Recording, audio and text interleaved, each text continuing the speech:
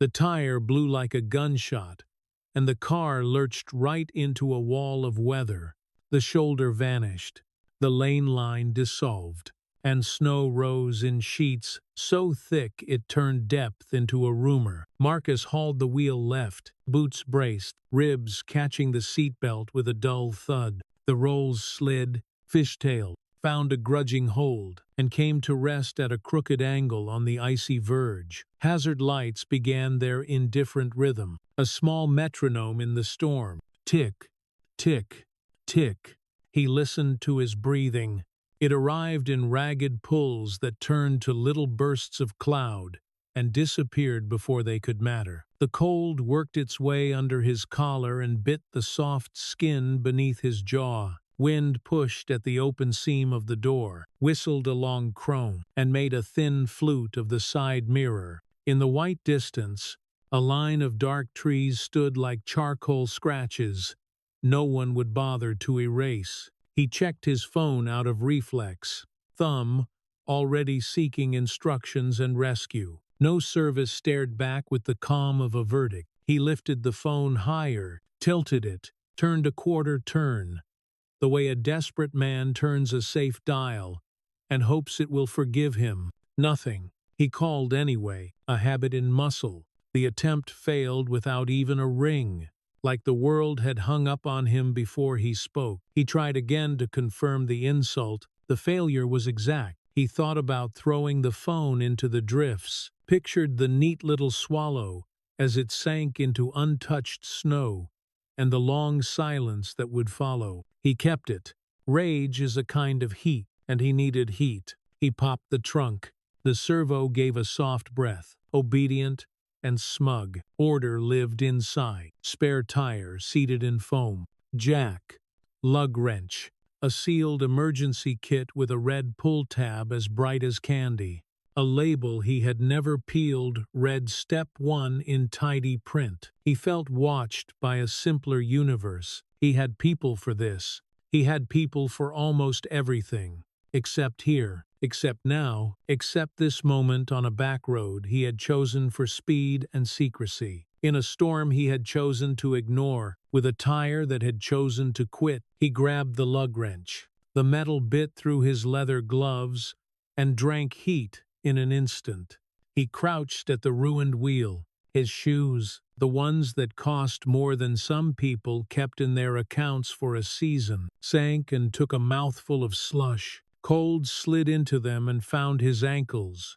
It climbed. He set the wrench on the first nut and leaned his weight into it, the way he remembered from a life he preferred to speak of as a stepping stone, and not as a place he once lived. The wrench replied with a hard clank, metal on metal, and did not move the thing he needed move. He tried again, jaw clamped, breath coming shorter. The wrench slipped and his shoulder smacked the door skin with a hollow thud that the storm swallowed but did not forgive. The pain rang in bones that had not met work like this in years. He stayed crouched, snow whispering against his coat, feeling the stupid ache of impact and the larger ache of a fact he did not want to name. Tick, tick, tick. The hazards insisted. Time, time, time. He reset the jack. Got it wrong. Lowered. Reset again. He pumped like a man trying to lift a house with a garden tool. Metal creaked. The car lifted. Offended. He slid the wrench back on and put his shoulder into it. His breath turned from air to noise, from noise to fog, from fog to nothing. The nut held. His wrist jolted. The wrench chattered against steel with a cold scrape that sounded like humiliation.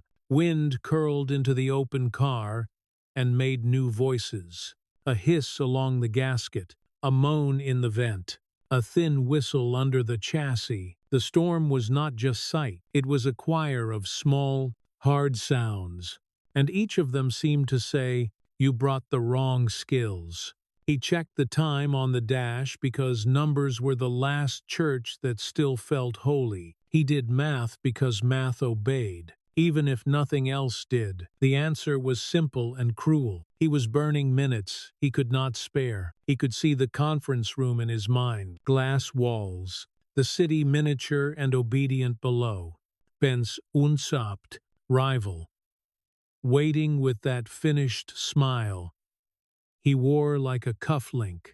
He tried once more, planting his feet, making his body into a lever. The wrench slipped again with a metallic sneeze, and he toppled backward into the drift. Cold slapped up his spine. He lay there a heartbeat longer than he would admit, listening to the wind, the tick, tick, tick, and the thin, embarrassed sound of his own breath. He rose, brushed snow from his coat, with short, neat strokes that said control even when he had none. He sat on the edge of the driver's seat with the door broad to the storm, heater exhaling air that smelled of warm plastic and dust.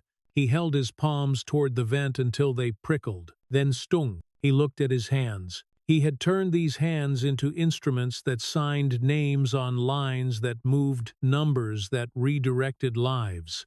Now they were just hands with cold inside them, and grease at the knuckles, and less strength than a frozen nut on a luxury car. The thought took a seat in him and crossed its legs. He laughed once without humor. The sound had edges.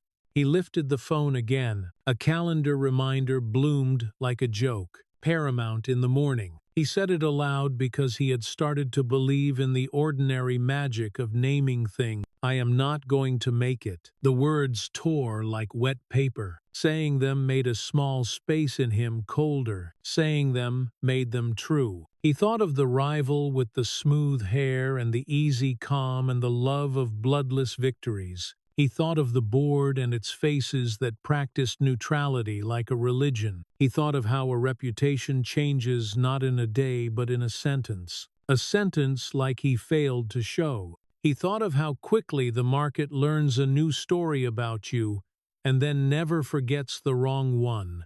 Tick, tick, tick. Time kept its own counsel. He went back out because he was not yet ready to accept. He arranged his body like a diagram he could not see. He pushed. He cursed because there are moments when language is a tool and not just a costume. He begged the metal, which did not pray back. He breathed on counts, the way a therapist once told him, and he refused to pay to hear again. In 2, hold 3, out 4. His breath turned to white trains that slid from his mouth and vanished in inches. The sky drew closer until it felt like a ceiling. The fields on both sides went blank.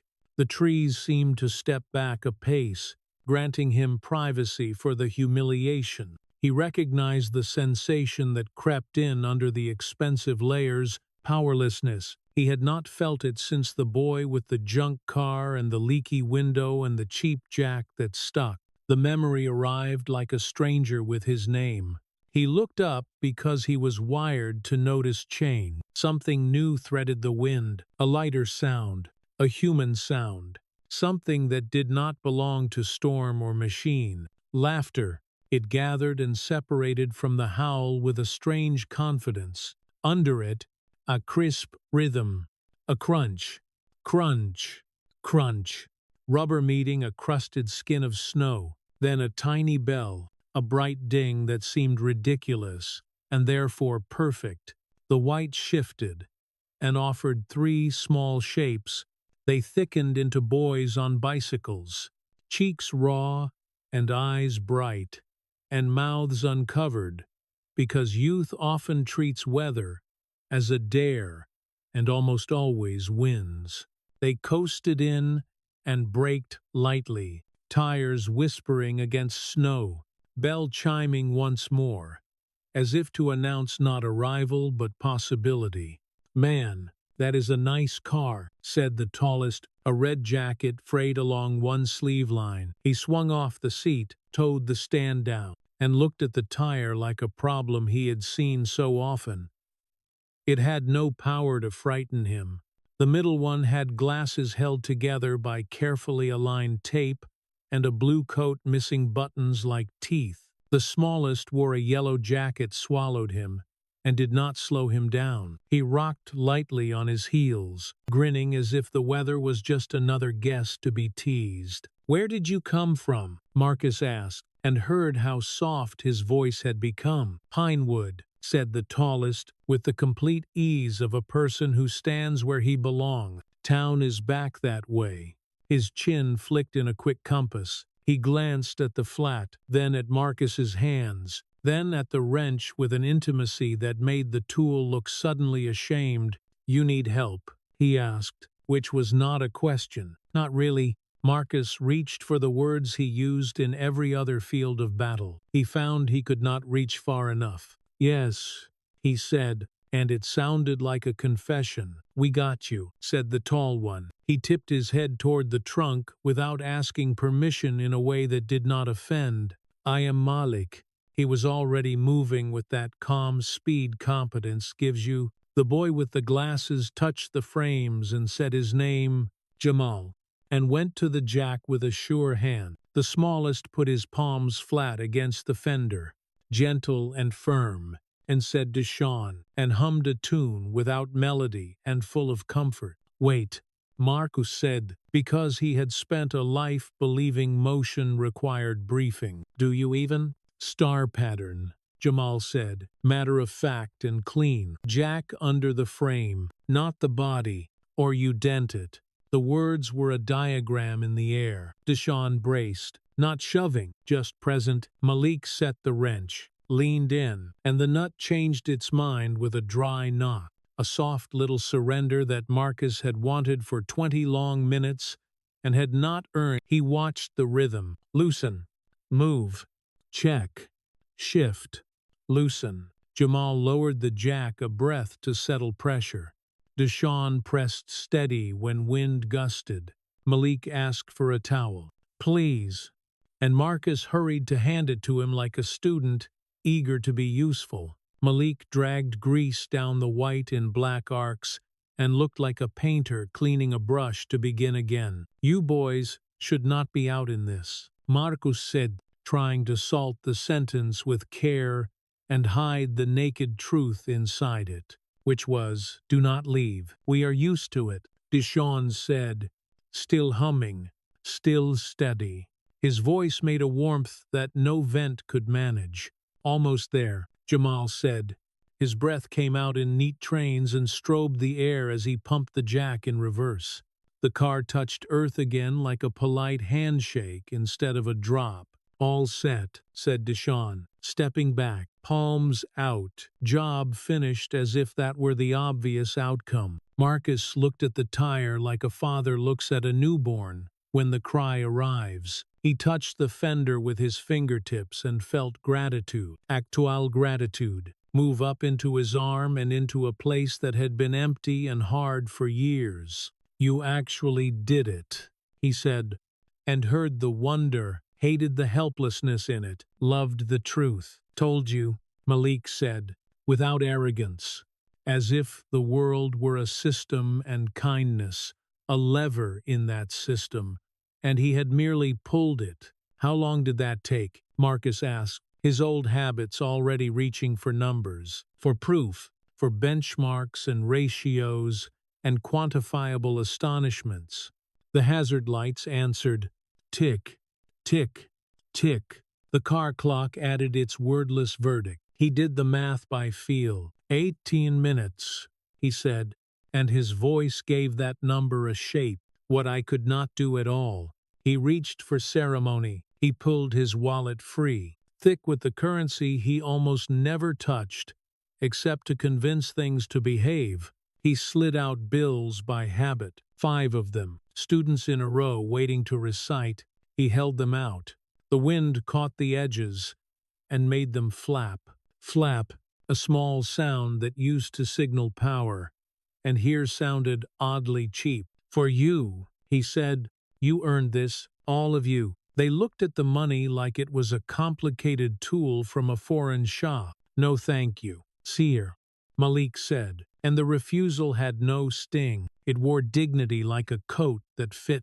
Marcus blinked. He did not do that much. "What? We do not need it, Jamal said, and it was neither pride nor pose. It was a statement of fact in clean grammar. It is 500, Marcus said, as if numbers make reality bow. Take it. We did not do it for money, Jamal said gently, as if he were explaining weather, as if teaching a grown man. A simple truth did not have to be an insult. Deshaun smiled at the absurdity of wind and life. He tucked his hands back into his sleeves and rocked once to keep blood moving in his ankles. I am offering you 500, Marcus said, and heard the machinery under his words, the belief that every human moment awaits an invoice. He did not like hearing it. He said it anyway because he had lived that way so long the lines remembered themselves. My dad used to say, Malik said, and the sentence came with the weight of a thing carried far and not set down soon. You do not help people for what you get back. You help because it is right. The storm quieted in him for a breath. The hazard tick kept counting time. Softer now. The bills in his hand went flap, flap in the wind and sounded paper thin. He let his arm fall. He slid the money back into leather with fingers that shook. He told them to hold steady. They did not. Thank you, he said, and the words wore their plain clothes and not the ceremonial one. Pay it forward, Malik said. That was the instruction and the receipt, both. Your father, Marcus said, wanting a name to add weight to the truth. Malik made a small shape with his mouth that meant the world and also enough. Yeah. They tipped their bikes back into motion, bells giving a bright little ding that cut the cold without wounding it. Their laughter trailed them like a warm ribbon. The crunch of tires faded. The wind took back the space. Their tracks filled in. The white mended itself, as if hands had smoothed it. Marcus stood with a white towel in his hand and a new idea in his chest. He put the towel where it had lived. He closed the trunk softly so he would not bruise the moment. He slid into the seat. The heater hummed with quiet competence. The hazard tick kept time. Tick, tick, tick.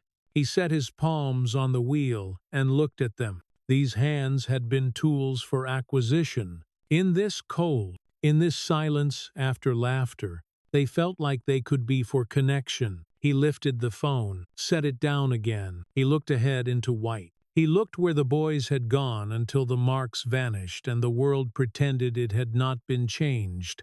He smiled, a small private thing he had not made in years. You cannot buy this, he said, and the sentence fit him, and he let it live there. The road gives itself back to him by inches. The tires hum on the packed crust, a low, honest grind, while wind still rakes the body with a sanded hiss. The wipers sweep and pause and sweep again, granting quick slivers of world before taking them away. The heater breathes a thin ribbon of warmth over his knuckles. He steadies his lungs by choice. 4 counts in, a small hold, 4 counts out, making calm into a tool he knows how to use. A voice that belongs only to the listener crosses the whiteness like a quiet wire. Richard Chen does not know that Marcus carries a last look clause that stamps any rival ink until 11:15. Fence posts appear on his right, each capped in white like a row of small hats. Beyond them, a field lies flat and silent. The wheel feels heavier than usual, as if the car is asking a question he will not answer yet. He keeps speed just under the line where control becomes bragging. He leans forward a fraction, as if will alone can make more road. Inside the cabin, the smell turns from burnt dust to clean leather and winter metal. The phone on the passenger seat wakes, sleeps, breathes once, then stills. He does not touch it. He will not give language to the demands waiting there. He rubs his palms together once, not for heat, but to smooth away the little tremor that wants to show itself. He speaks a single word that he means for time, as much as for himself. Hold. The ridge ahead thins the storm to a milky curtain. One lonely bar of service flickers into being, and the phone hums like a small animal. Names rise in tidy rows. Assistant, rival, counsel, board. He turns the device face down like a card he refuses to play. He chooses the road. An orange plow appears, dulled by powder, beacon turning with patient certainty.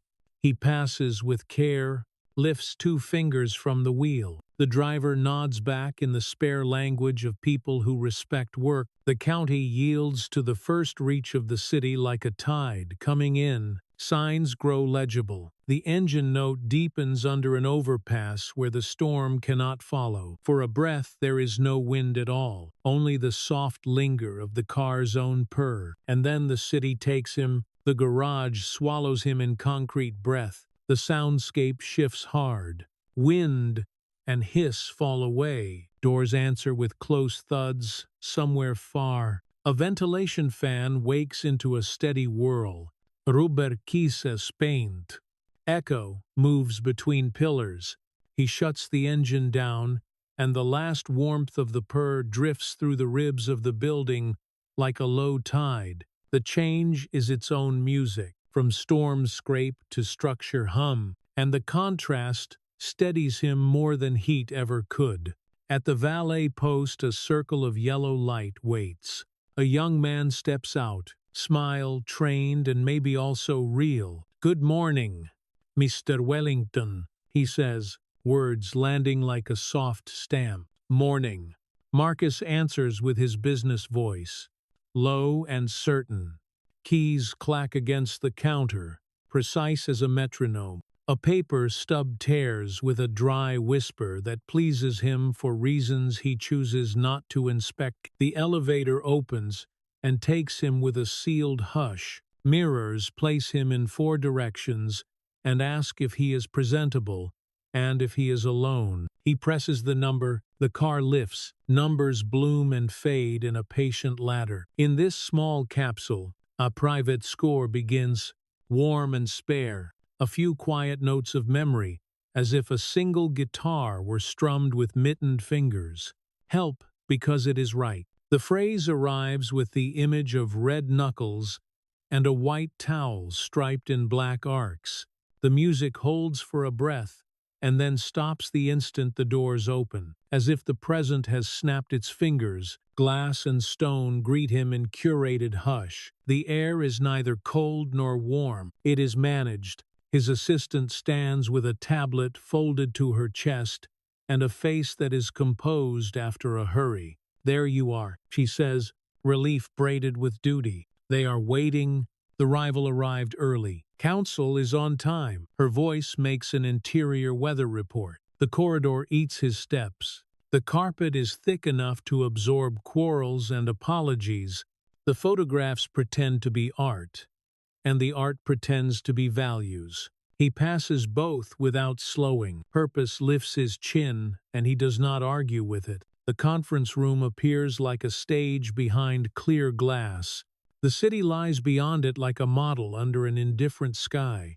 The table sits in ritual, chairs squared, water glasses aligned, pens arranged as if a ruler had ruled them into place. The rival extends a hand with a smile that has practiced every angle. Cutting it close, he says, balancing charm and needle. "Bad weather," Marcus says, and leaves it there. They sit.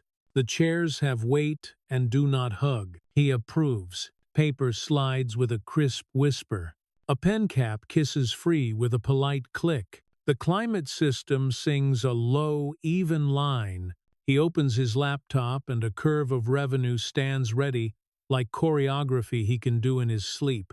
He speaks, and the words come as clean water in a plain glass. He sets numbers in their seats, gives them a future and a task. While he speaks, he watches the rival, because the person who thinks he has the most to gain tells the most with his eyes. The rival smiles where wise men smile, frowns where savvy men frown. Lawyers take notes that are less record than proof they were present when value moved.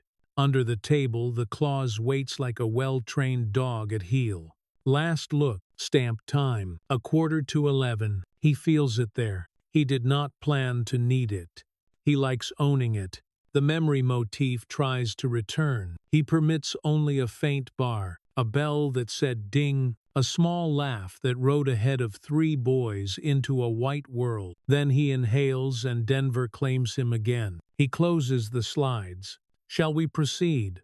he asks, and lets the question float rather than land. The rival smiles his yes. Counsel arrays the pages with the neat respect of altar work.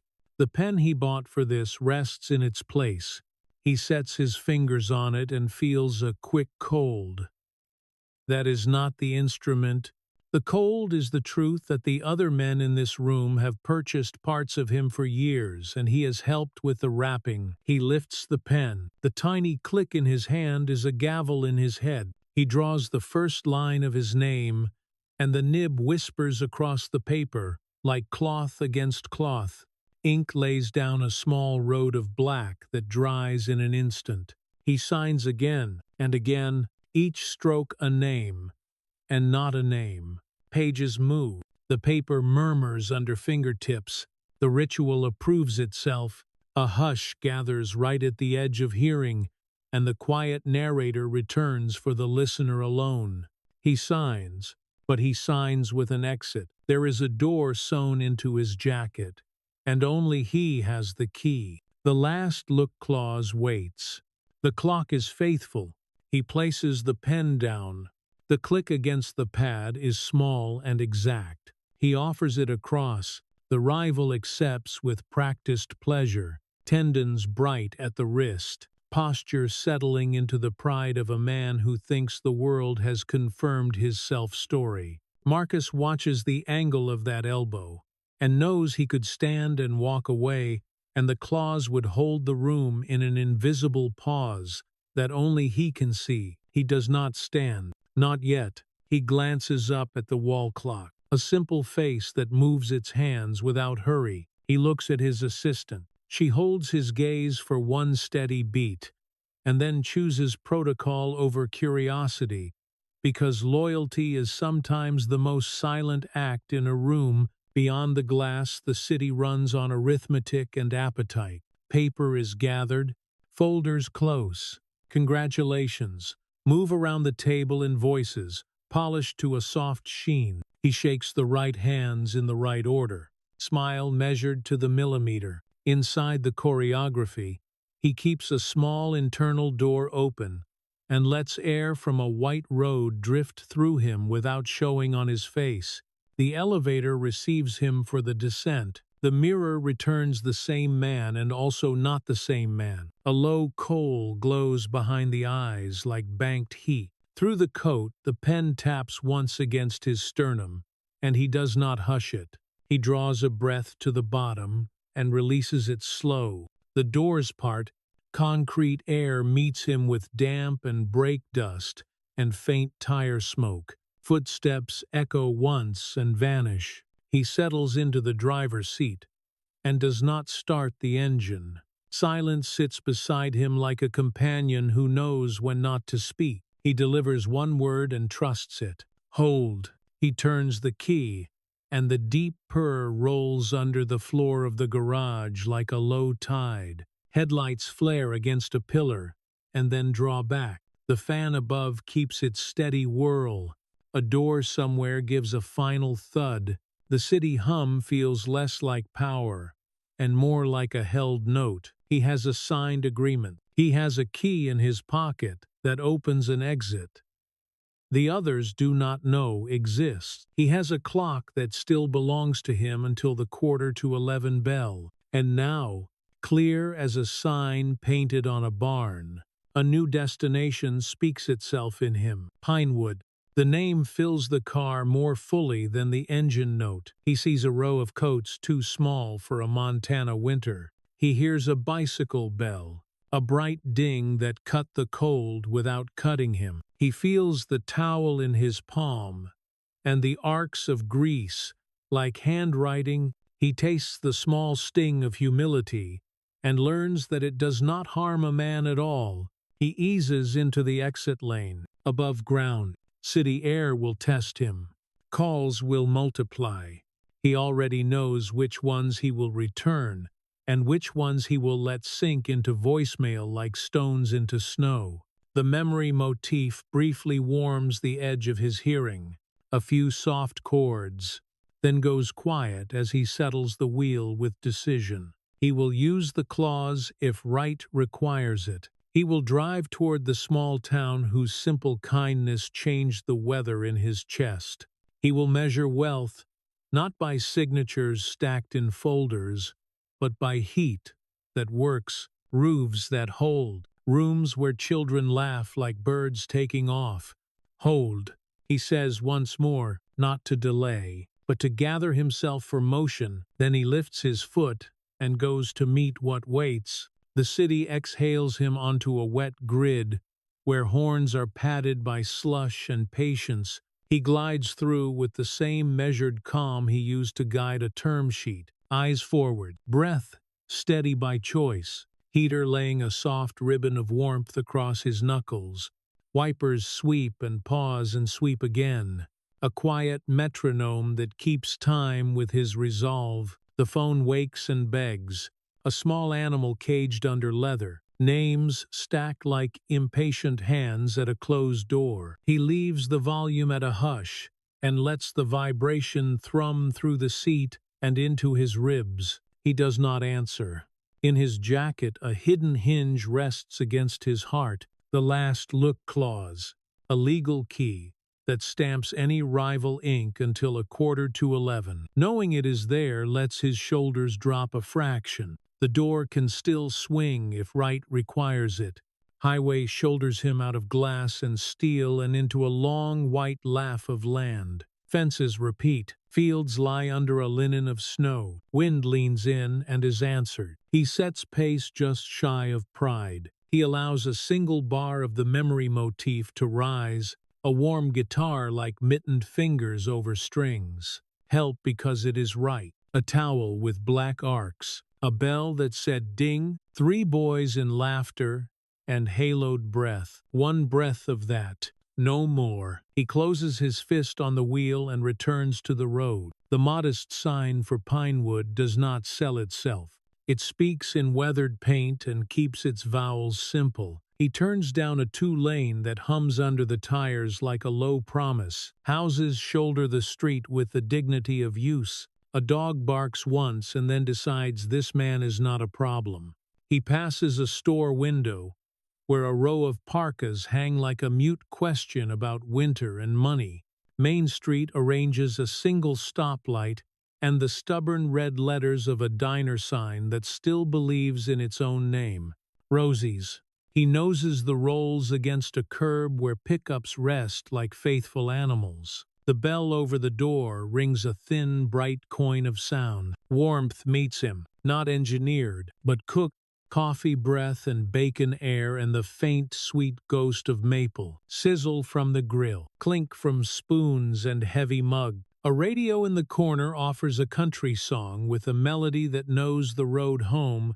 His leather shoes squeak once on the vinyl. A polite confession that he does not belong here yet. Heads turn and register him without judgment. The way a town values weather reports. The waitress, with a name tag that reads, Betty, looks him over with eyes that have seen rodeo champions and prom queens and roofers and men who do not know how to belong. Coffee. Honey, she says, and he accepts the mercy of that script. Black. Please. And whatever they are having, he sees them now. Corner booth.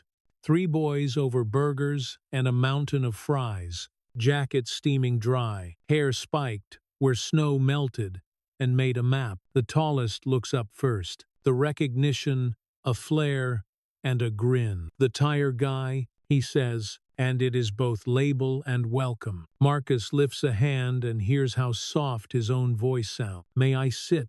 The boy slides over without ceremony. Sure. Sit. Betty lands a mug with the practiced thud of 1,000 mornings. The heat in his palm is a second pulse. He wraps both hands around it and lets ordinary warmth travel into his wrists. First sip, thin and bitter and perfect, tastes like a place that has always shown up. Around him, the diner writes its gentle music. Sizzle, clink, radio hush, knife against plate. Someone laughs in a way that uses the whole chest. Did you make your meeting? The smallest boy asks through a smile and a stolen fry. I did, Marcus answers, and hears his old life echo inside the words like an empty hall. Was it important? The boy with taped glasses asks, adjusting the frame with steady dignity. It used to be everything, Marcus says, and the truth lands without fanfare. He looks at the tall one, Malik, who watches him with the diagnostic calm of a mechanic, hearing for knocks beneath polish. The memory motif lifts for a bar, warm guitar in mittened fingers. Help, because it is right. He nods toward the door and tries. I wanted to thank you properly. We still do not need your money. Malik says, gentle. No edge. I know, Marcus says. That is not my thanks anymore. Betty arrives with plates, burgers that steam and fries that sing salt. He lifts one, and it cracks at the edges and melts in the middle. He chews and lets his face admit pleasure. The boys grin, as if they have won him a small victory, which they have. The radio fades to static for a breath, and then finds the song again. He takes it as a cue. I would like to see where you go after school. He says, the place that holds you, the place that needs heat. They hold a silent meeting with their eyes. A council, older than money. Malik nods. We will take you. After we finish, we do not waste fries, Deshaun says. And the joke lands as mercy. Marcus eats the last bite with attention. He leaves a fold of bills under the mug. Not as theater, but as answer to the coffee that steadied him. Betty tries to push two back. He raises a palm and shakes his head once. Please. She studies him, decides the word is real, and lets the transaction stand. Thank you.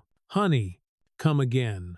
They rise, coats on, zippers rasping like small saws. The bell above the door coins the air one more time. Outside, the town is a quiet engine. Snow scuffs under boots. His expensive shoes squeak like a truth he cannot hide. Across the street, a hardware door opens, and a bell rings a soft chime that has worked for decades.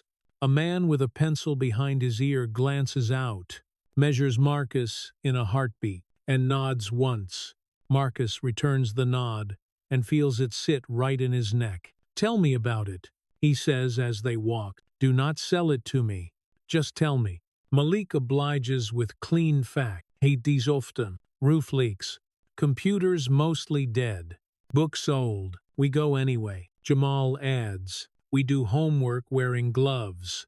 We put the little ones next to the space heaters and teach them to sound out words where it is warmest. Deshaun smiles. We take turns like a sport. The sentence enters Marcus with a thud. He owns a warm car and a claws worth millions. They do math in mittens. The memory motif comes back, not philosophy now, but orders. Help, because it is right, becomes not a thought but a material instruction. They pause at a corner while a truck noses past, chains biting the street with bright metal chatter. The driver lifts two fingers, the rural salute that needs no talk. The boys return it without looking.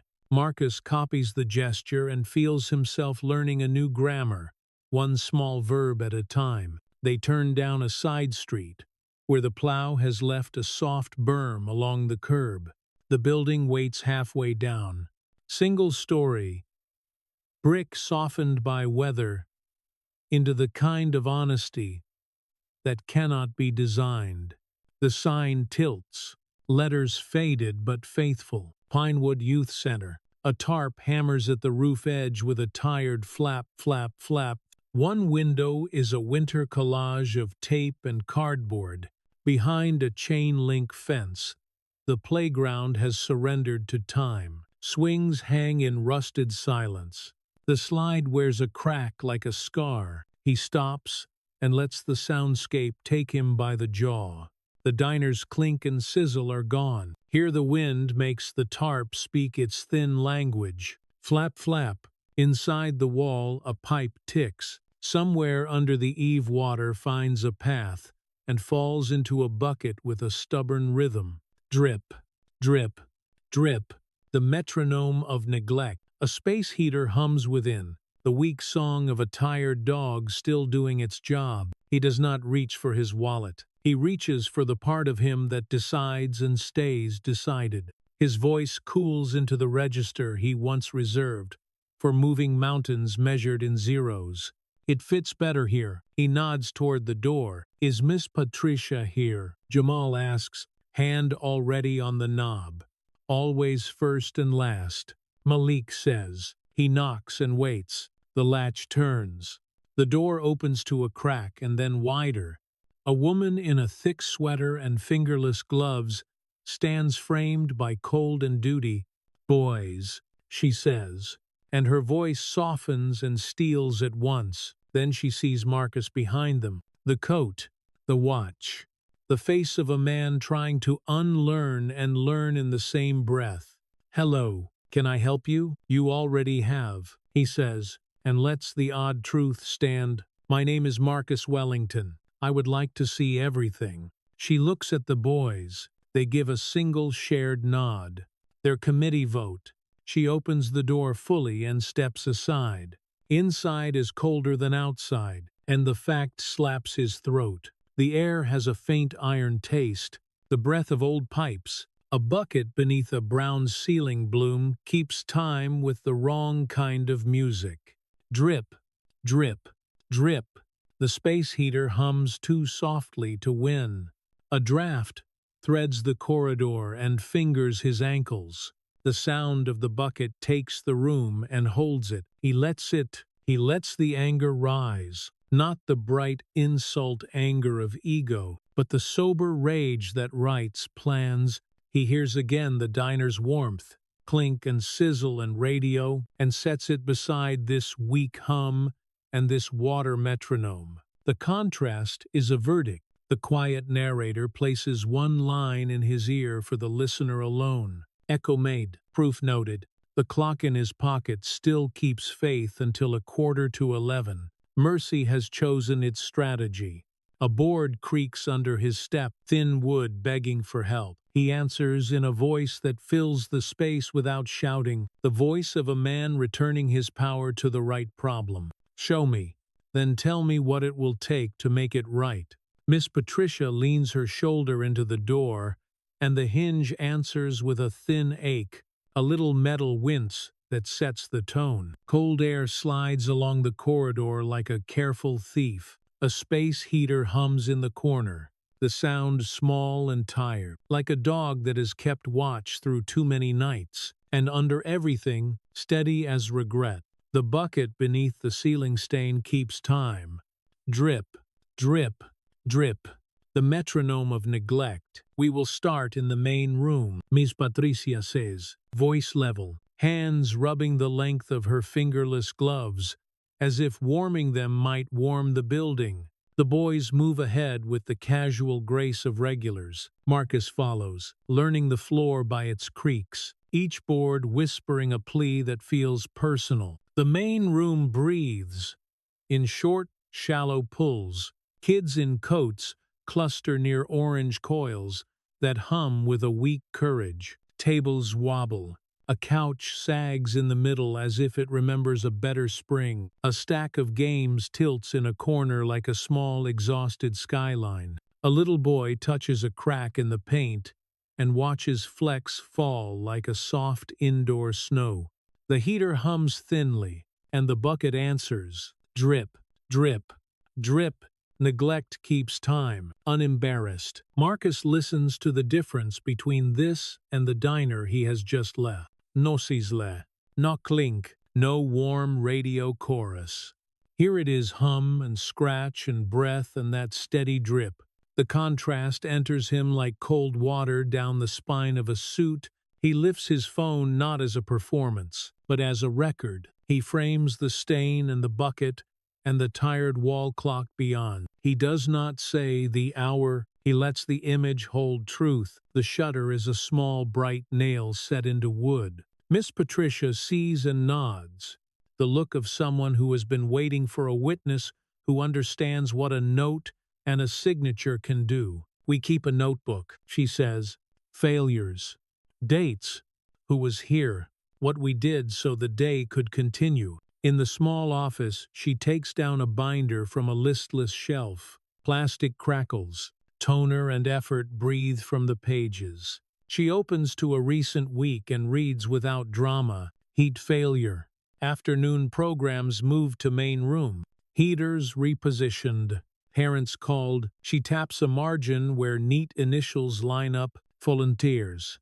The fire inspector. We keep them 3 feet from anything soft. Like he asked, we try. Marcus slides a finger under the page, as if it were a fragile relic. He reads the names quietly, anchoring each in his mind. He photographs the page with the stain and the heater in the background, so proof sits with story. The shutter answers. Another nail. Computer room. Miss Patricia says, apology braided through the words. Yellowed monitors rest on towers from another decade. One screen carries a hand lettered out of order in careful beginner script. A girl in a thin sweater places her palms on a cold case and closes her eyes as if warmth might be persuaded. Jamal touches her arm and guides her to the one machine that still wakes. He taps a sequence with calm hands and a heavy patience. The old screen lifts itself up. It will do, he says. We can write here. The heater hum dips and fails for a breath, then tumbles back in with a worried buzz. Silence lifts its head in that gap, and Marcus hears a faint thud of a ball far off, the slap of small shoes on wood, the whisper of paper.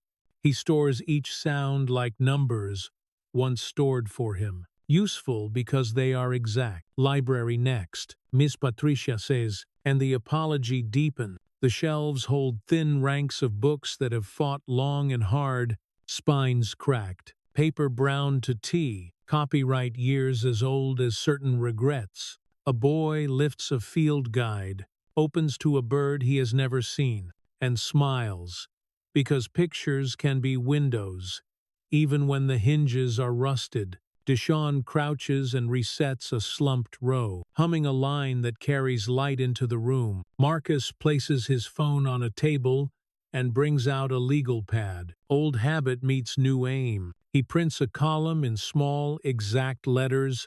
Roof, heat, electrical, plumbing, computers, library, furniture, vans. He leaves space after each for the language of cost. Warm as breath in winter, the memory motif brushes the edge of his hearing. Help because it is right. The line is not philosophy now. It is a work order. Jim, Miss Patricia says, and leads them into a room that wants to be something better. One hoop without a net, a backboard cracked like river ice, floorboards heaved by long water. A map of all the places drip has traveled. Blue tape crosses a soft patch where the board gives under a heel. The kids have drawn smiley faces on the tape to take the fear out of the warning. Malik bounces a ball, and the sound is dull. Wrong. A throat with a cold. We play anyway, he says. We run the good half and jump rope when the wood is tired. He spins the ball on a finger for one bright beat and tucks it under his arm with a shrug that looks like courage. Kitchen. Miss Patricia says softly. Ghost heat and old bleach breathe from the threshold. The fridge groans like a man at the end of a shift. The stove offers 2 honest burners and 2 liars. A metal shelf lists under the weight of dented pans. A calendar from summers past hangs by a magnet shaped like a small sunflower that refuses to give up. Cabinets wear hand-lettered labels that say rice and beans and broth with the dignity of prayer. She rests her hand on scarred laminate and turns it over to show a little pale mark at the base of her thumb. 4 winters ago, she says, burned on a night full of chili and kids. The smile she offers is not for charm. It is for endurance. Marcus feels apology rise to his mouth and he refuses it. Apology is not repair. He turns to the wall clock and notes the angle of the hands, then turns again to the law clock that ticks in his jacket. The last look clause is a small, sharp key against his ribs. It reminds him that business time marches cool and exact. A timer click sounds in his mind, small and cold. Ticking clock meets dripping bucket. Drip, drip, drip. He sets the 2 tempos side by side and lets them fight inside him. He slides a blank sheet into the binder's back and titles it in block letters with a pen that does not waver. Emergency triage. His voice shifts into the register that once moved mountains of zeros and now aims at a roof and a furnace and 100 small hands. We freeze this building now, he says. No kids in the main room until the roof is safe. We carve a warm, temporary space by nightfall. We move programs there. We inventory today. We buy at first light. Where? Miss Patricia asks, quick and steady and already halfway to the answer. Church basement, he says, thinking of the brick building and the cluster of cars he saw on the way in. I will make the call, and we will support their food bank generously for the kindness. Her hand rises to her mouth for a heartbeat, then drops. She nods once and turns to logistics as if a switch flipped. He dials his assistant. Her greeting is composed, a voice for storms and schedules. I need 3 things, he says, brevity crisp, edges clean. A contractor team with roof and heat capacity on rush to Pinewood. A shipment of safe space heaters with cages before morning. And a call to the church to open their basement today. She begins questions, and he answers in nouns and verbs. She does not ask the only question that would cross a different line. Are you exercising the clause? She knows better than to tie law to mercy on the open line. She says I am on it. He believes her because she always is. He ends the call, steps to a taped window, peels back a corner, and looks out at the playground. The chains move a little in the wind. A faint metal whisper, sentence posed. The slide carries a pale scar down its bright curve. He speaks without turning. Tell me the list. Not polite. True. They give it without apology. Nets that do not tear. Hoops that do not wobble. A floor that carries your full sprint without tripping you. Computers that do not ask for patience like a virtue. Books where the hero is not always the same kind of kid. Coats, Malik adds, almost casual and not casual at all. Big ones, warm. Boots that do not leak. Gloves with fingers so you can still write. He writes as if plowing a straight line through a clean drift. He leaves space for prices he will attach tonight. He looks to Miss Patricia. Do you have costs? I have a dream sheet and a reality sheet, she says, bringing up a cracked phone and a document named with honest plain words. She reads, roof, heat, electrical, plumbing, kitchen, computers, a van to replace the one that died and took too many afternoons with it. He repeats each number in his head and files it where the timer and the drip can both see it. He does not flinch. He does not haggle. This is not acquisition. This is rescue. The quiet narrator threads a single line into his ear for the listener alone. Echo made. Evidence logged. The hinge in his pocket holds until the quarter to the hour. He will choose his side of the door before the hand arrives.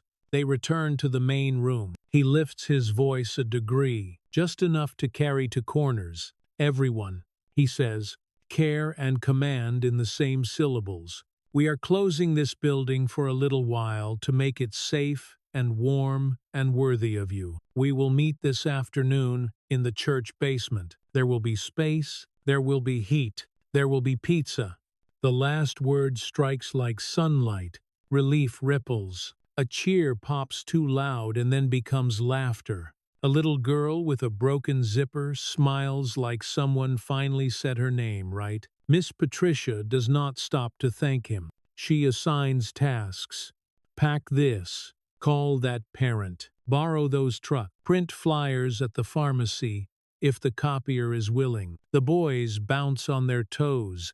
Receivers ready. Roots already in their bones. Marcus checks the wall clock once more and lets the timer click inside him. Answer the bucket. Ticking meets dripping. Decision meets delay. He kneels to the boy who traced the wall crack. You and I, he says, will choose the first book for the new library.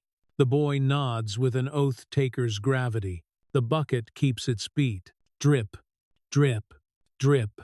He listens to 3 drops and opens the door to air that bites and wakes, and he gives himself a single word that is both order and prayer. The church waits a block off the main street. Brick warmed by winters of hands and hymns, a plain cross steady on the roofline. Marcus steps from the center into air that bites clean. Snow sings under boots. Doors thud. A laugh lifts, because a plan is finally motion and not just talk. He calls the pastor. The answer arrives in a voice made for rooms where trouble comes in and leaves lighter. We will open the basement, the pastor says. Chairs, tables, coffee, heat. Bring them. Marcus pledges support without ceremony. Food bank dollars. Repairs where needed. The thanks he receives is not transaction. It is welcome. Back inside, Miss Patricia stands at the heart of the main room. With a pencil that has seen hard seasons, she raises her voice over the tired heater hum and the bucket's patient beat. Drip, drip, drip. We are moving, she says. Coats on. Books first. Games next. Labeled boxes. No running. We leave this place ready to receive the good it is owed. Purpose shakes itself awake. Tape rips. Lids clap. Cardboard thumps to the tempo of hands. Marcus kneels to a shelf and slides paperbacks into a carton, spines rasping softly. He notes titles with no judgment and promises shelves that will not sag, covers that will not flake. The boys work a practiced relay. Malik lifts the heavy with a mechanic's calm. Jamal cradles the delicate like glass truth. Deshaun keeps the small ones close and turns the move into a chorus so fear cannot find a corner. A pickup noses the curb. The hardware owner steps out with moving blankets that smell of wood and summer. He nods like a neighbor who keeps his word without speeches. Load her up, he says, and disappears into work. Marcus feels the bucket's metronome fade to the back of his mind. Another beat answers it, small and cold. The timer inside his coat that keeps legal time. He lets the 2 clocks braid. Drip for what was ignored. Tick for what must be done. He starts a chain of custody because memory blurs when a day runs. He lifts his phone. He frames the stain, the bucket, the wall clock. He speaks the place and the hour in clean words and lets the image hold truth. He photographs the notebook where Miss Patricia lists each box and the hands that carried it. He steps into the gym one last time and takes a close shot of the blue tape X with the smiley faces that tried to soften warning, not pictures for show, proof. A way to honor the old state so the new will remember what it healed. The youngest leave first, bundled into cars that smell of wool and pine and long use. Parents take instruction like water because Miss Patricia gives directions that arrive with calm attached. Older kids form a human chain on the stairs. Boxes pass hand to hand with the soft rhythm of trust. The stairwell builds its own music. Boots on steps, cardboard scrape, a low tune that grows a second voice. And then a third. The church door opens, and the basement answers with a different language, Not the drip of surrender, but the sound of safety taking root. Fluorescents flicker, then hold. Radiators cough, then sigh out warmth in steady breaths. Space heaters test their fenced throats, settle into a safe, low hum. Folding legs snap into place under tabletops with a flat, confident click. The air smells of coffee and floor wax and the old wood of hymnals upstairs. The pastor moves among all of it with open hands, placing outlets and homework zones like a conductor. He hands Marcus a paper cup. Heat rolls down Marcus's throat like permission. The boys set a crate down and dress the tables with paper and pencils as if laying out plates. Jamal plugs in the stubborn laptop. Here it wakes faster as if it has joined the town. Deshaun tapes a hand-lettered sign above a corner. Studizone. The letters stand big as hope. Malik crouches by the heaters, checks, cages, and clearances with the eye of a son who learned safety by watching work. He gives a small nod that means children will not be burned here. Miss Patricia brings the binder and opens to a clean sheet already titled in neat hand. Temporary operations. She writes basement, Pinewood Community Church, and dates the line. Then she sets the pen in Marcus's hand. He signs with the steadiness of a man returning the power of ink to its right purpose. Pen on paper whispers, sure and decisive. Weather shifts. His phone thrums against his coat. A quiet insect. He checks because this moment belongs to both worlds. A message from his assistant stacks green lights. A roof and heat crew rolls at dawn. Electrician routed. Heaters with safety cages already on the road.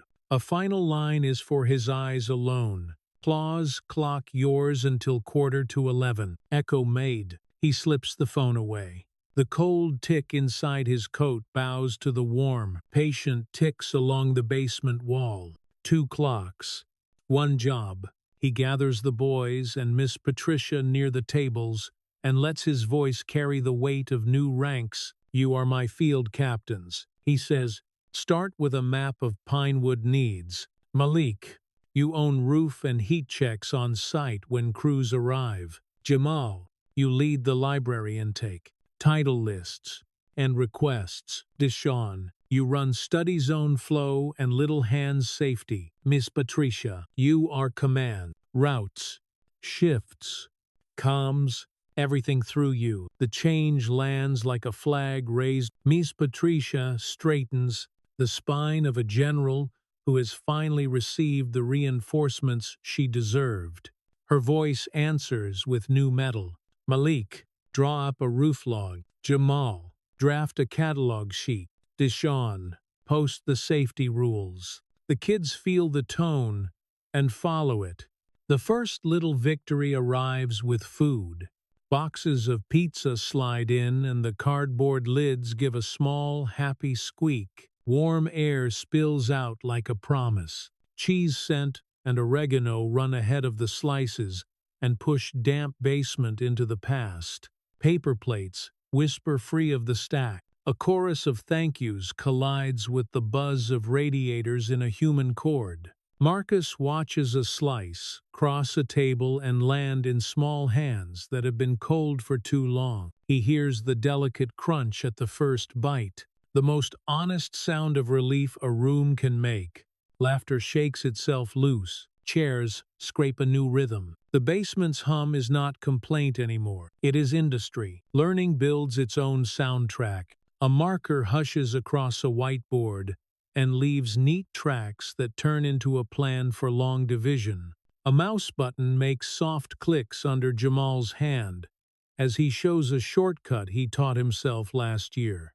Deshaun taps a steady beat with 2 fingers to help a first grader march through consonants. In the corner, a chess piece lands, gentle and final. Good game, a child says, and the 2 words arrive like a window opened. Marcus leans near the stairwell, where a ribbon of cool air explores the room. He unlocks the phone and scrolls the evidence to anchor himself. The stain, the bucket, The clock, the notebook with names, the blue tape faces, the basement sheet he signed. The timer inside him clicks once, clean and cold. 11:15 will come. Warmth and laughter do not stop the law. They just make the choice clear. He locks the phone and returns to the work that has chosen him. By late afternoon, the room has a pulse. Parents gather by the coat racks, and Miss Patricia briefs them with a map that would make soldiers nod. Volunteers sign up with real pens on real paper. The pastor steps from the kitchen with sleeves pushed to elbows, announces a second pot of coffee, and the radiators answer with a soft, contented sigh. The head of the kitchen lines up cups, sets out fruit, and closes a cabinet with a sure hand. Nothing here wobbles now except the feeling in people's throats when they look around. Marcus pulls the boys close for one more set of orders that feel like gifts. Tomorrow morning, we tag every leak line with tape and time. He says, we get names for 3 references for each contractor who sets foot in our building. We photograph before and after, and we keep the chain clean. Malik grins because procedures mean respect. Jamal holds up his catalog sheet like a flag. Deshaun nods toward the little ones, who now work barehanded because the room is warm. We can keep this going. He says, Marcus hears not a boast, but a vow. He finds the little girl with the broken zipper and a queenly stare guarding a stack of library boxes. He kneels to match her line of sight. Tomorrow, you and I choose the first new book, he says. The nod she gives is a seal stamped in bright wax. He moves to the middle of the room and lifts his voice just enough for corners. We did it, he says. We moved. We made a place in a day. Tomorrow more. Same hour here. Work. Heat. Food. And bring the titles that have waited inside your chest. We begin the library list at first bell. The cheer that answers is not loud. It is deep. It sounds like people who just found the edge of a map and pushed it out. Miss Patricia raises 2 fingers. The room leans toward her. Thank you, she says, to bodies and walls and maybe to heaven. She does not turn to Marcus to make a private scene. The thanks belongs to the whole. Night lowers a gentle shoulder against the church windows. Snowglow makes the brick look kind. Outside, the air is an honest cold. Marcus listens. No drip here, only radiators breathing inside, and tucked against his ribs, the small clean tick of the claws clock. Borrowed time has weight. He carries it with care. He looks toward the dark shape of the youth center and lifts a quiet promise he will one day nail into a new beam. We are coming back with light and heat and shelves that stand. Then he turns to the boys, to Miss Patricia, to the pastor at the door, to the town that has widened to let him in, and he gives himself and them the word he has chosen to live by now. Morning lays a thin frost across the motel window, and the heater finds its rattle again like a drummer warming a wrist. Marcus wakes before the gray breaks, dresses in layers that smell of soap and sawdust from yesterday, and slides the claws clock into the inside pocket, where cold time taps. He stands a breath longer to feel the 2 metronomes he now carries, the old drip of neglect, the small tick of law. He breathes until both settle behind his ribs like obedient instruments. The town is quiet but not asleep. Exhaust hangs low over Maine like a pale scarf. At the diner, the bell gives a soft ring and steam climbs from a fresh pot in a slow ribbon. Betty already has a paper sack waiting. Breakfast sandwiches for Cruz, she says, voice brisk, eyes kind. Put it on what we are calling a community tab. Marcus answers with the look he is learning is the local currency. A small bow inside his eyes. Trucks arrive one by one, noses shining with road salt, headlamps painting slow curves on brick. A roof crew steps down in heavy jackets, tool belts, giving a modest chime An electrician arrives with a clipboard and boots that land like calm promises. A plumber follows with hands like sturdy books. Names pass. Palms meet. Shoulders knock once. Marcus gives the map fast and clear in the register of work. Roof first. Heat close behind. Electrical to safe and strong. Plumbing shadowing both. He points toward the church. Warm base camp there. Coffee, food, a board to pin receipts. 2 words he knows bend any team toward trust. We pay, they walk the perimeter, while frost still holds the grass stiff. The roof foreman tilts his head and listens the way carpenters listen, as if timber can whisper back. He nods at patches that were wishes, not repairs, snaps a chalk line that cracks the cold in a clean blue hush, lifts a shingle like an old scab to show the dark underflesh. We strip to sound and then build, he says, not unkind. Marcus answers with a single word that once moved capital and now moves hope. Yes. Inside, the air still holds yesterday's sadness, but not as much of its chill. The bucket keeps its slow beat beneath the stain, drips steady as a heart that only knows one song. Miss Patricia is already there, binder open, pencils sharp, scarf tied like a banner. The boys bring in a folding table and set it under the wall clock. They lay out blue tape, a permanent marker, clear sleeves, a stapler with a righteous bite. Deshawn tapes a sign above the table in letters that do not apologize. Evidence desk. Chain of custody starts with breath, Marcus says, so the room can own it. Everything we touch today gets a record. Before and after. Who touched it? When? Where it went. He hands out pens like stripes. Malik. Roof and heat log. Jamal. Library and equipment intake. Deshawn. Safety posts and photo time calls. Miss Patricia. Command channel. All roads home through you. The work begins not with a shout, but with the soft thud of a permit folder opening. Paper whispers. The electrician murmurs code lines like a private liturgy and touches the panel with respect and suspicion in equal measure. A breaker clicks off with a precise note. A pencil ticks the diagram with little slashes that sound like certainty. Above them the ladder yawns and rises. Aluminum sings against eve. Boots finned rungs. On the roof, the first shingle lets go in a dry peel. Then another, then a rhythm, then a song. Marcus moves the floor into cadence. He measures distances with a tape that hisses, stops, and lands with a polite thud, that sound of precision that makes crews look over and nod. He signs a delivery slip, and the pen salves across paper, signature clean and final, a small sound with full weight. He marks the wall clock time in the binder, and the pencil makes a bright, dry note that says we were brave at this exact moment.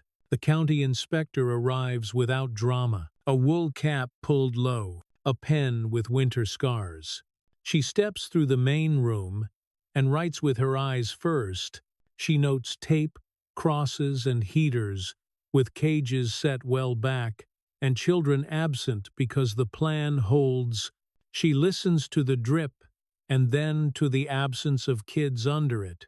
Good, she says, a measured syllable that warms the room. She checks the binder, nods once at the sleeves and dates and names. She pulls a stamp from her bag. When it lands on the emergency, notice the desk gives the most beautiful thud a building can hear. Provisional clearance for emergency repair, she says, posted at the door. Send me photographs when you close. She points to 2 places where caution must sharpen, and to 2 where the plan is better than she expected. She does not smile. The air does anyway. Mini victory moves through the room like a warm wind. The drip keeps time but loses authority. On the roof, a nail gun speaks in gentle pulses, precise rather than loud. A breath, then a tap. A breath, then a tap. Below, the stapler answers with bright bites that feel like progress. Jamal lists the first titles on the library sheet, letters walking neat and hopeful. Deshaun prints a safety sheet in clean lines and tapes it level with hands that steady without anyone noticing. Malik steps into the cold and radios to the foreman like someone inheriting a language and making it his own. Marcus calls his assistant from the doorway, keeps to the eave so the roof can hold its music above him. His voice is the register of purpose, confirmed on sight. He says, "Inspector cleared. Crews moving. File funding notices and flag supplier terms as due now." Then he allows one measured line, as if he were balancing a delicate valve. "The clause clock remains mine until the agreed hour." Silence on her end, that means respect, not doubt. "Understood," she says. "Contracts ready either way." She does not ask if either way has already chosen a heart. He ends the call and folds the phone quiet. A cold click whispers against cloth, not from any machine in this room. The tick in his pocket keeps its wintry count. He lets it. It sharpens him without freezing him. Mid-morning becomes the first shuttle to the church. The basement breathes a different weather. Radiators sigh out warmth in long, even lines. Space heaters purr behind their wire cages, like soft sentries. Folding table legs lock with decisive clicks, the sound of readiness. The whiteboard squeaks a pleasant thread as Jamal draws columns for inventory and requests fruit and bagels. Replace pizza. Quiet fuel. The smallest students settle with pencils, and the sound of graphite on paper becomes the room's new rain, the most tender music of work. Marcus checks the boys, the way a foreman checks a line. "You good?" he asks Malik. A firm thumb, a half smile, a nod toward the roof. Jamal hands him a list with margins that sing tidy. Deshaun taps his safety sign with 2 fingers and points at a first grader reading bare-handed. Because the room is warm now, the look that passes between them is a small medal. Back at the center, the roof has a new tone. Drum skin tightened just enough. The bucket's beat has softened.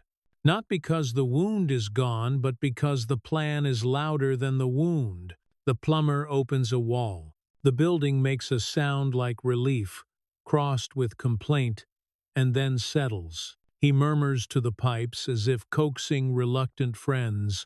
The electrician torques a lug with a precise grunt, wipes his hands, writes a neat number on the panel map. He circles 2 cracked outlets and hums approval at a junction someone once did right. He fixes the old prayer quietly. The inspector returns for a pass no one demanded. She clocks the change by ear more than eye. Fewer drips. No children in harm's way. Logs that have grown lines and initials. She signs the sheet with a firm stroke. "Send me end-of-day photos," she says. "We move fast because you move clean." It is as much praise as a county can give in winter. A pallet truck squeals to a stop, and 2 wrapped bundles roll in. New safety heaters with stout cages, fire-rated covers for temporary holes. The driver parks the pallet and Miss Patricia brings the stamp pad like a sacrament. The driver signs in a square that shines. Marcus countersigns and the paper smells of toner and road. The stapler takes the top copy with a satisfied bite. Malik slices plastic with a knife that clicks and locks with care. They set 2 heaters to keep night from stealing daytime winds. When the first hums alive, the room exhales a sound that could be belief. Now the design of sound turns on its hinge. In his pocket, the tick of the claws remains crisp.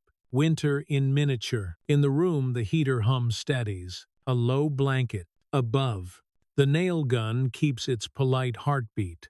On tables, pens swish and pencils whisper. These are not background noises. They are the sound of precision. The tape measure hisses and lands, with that pleasing thud. The marker caps pop and snap closed. A screwdriver turns with a tiny dry purr and stops exactly where it should. Every small sound says the same sentence.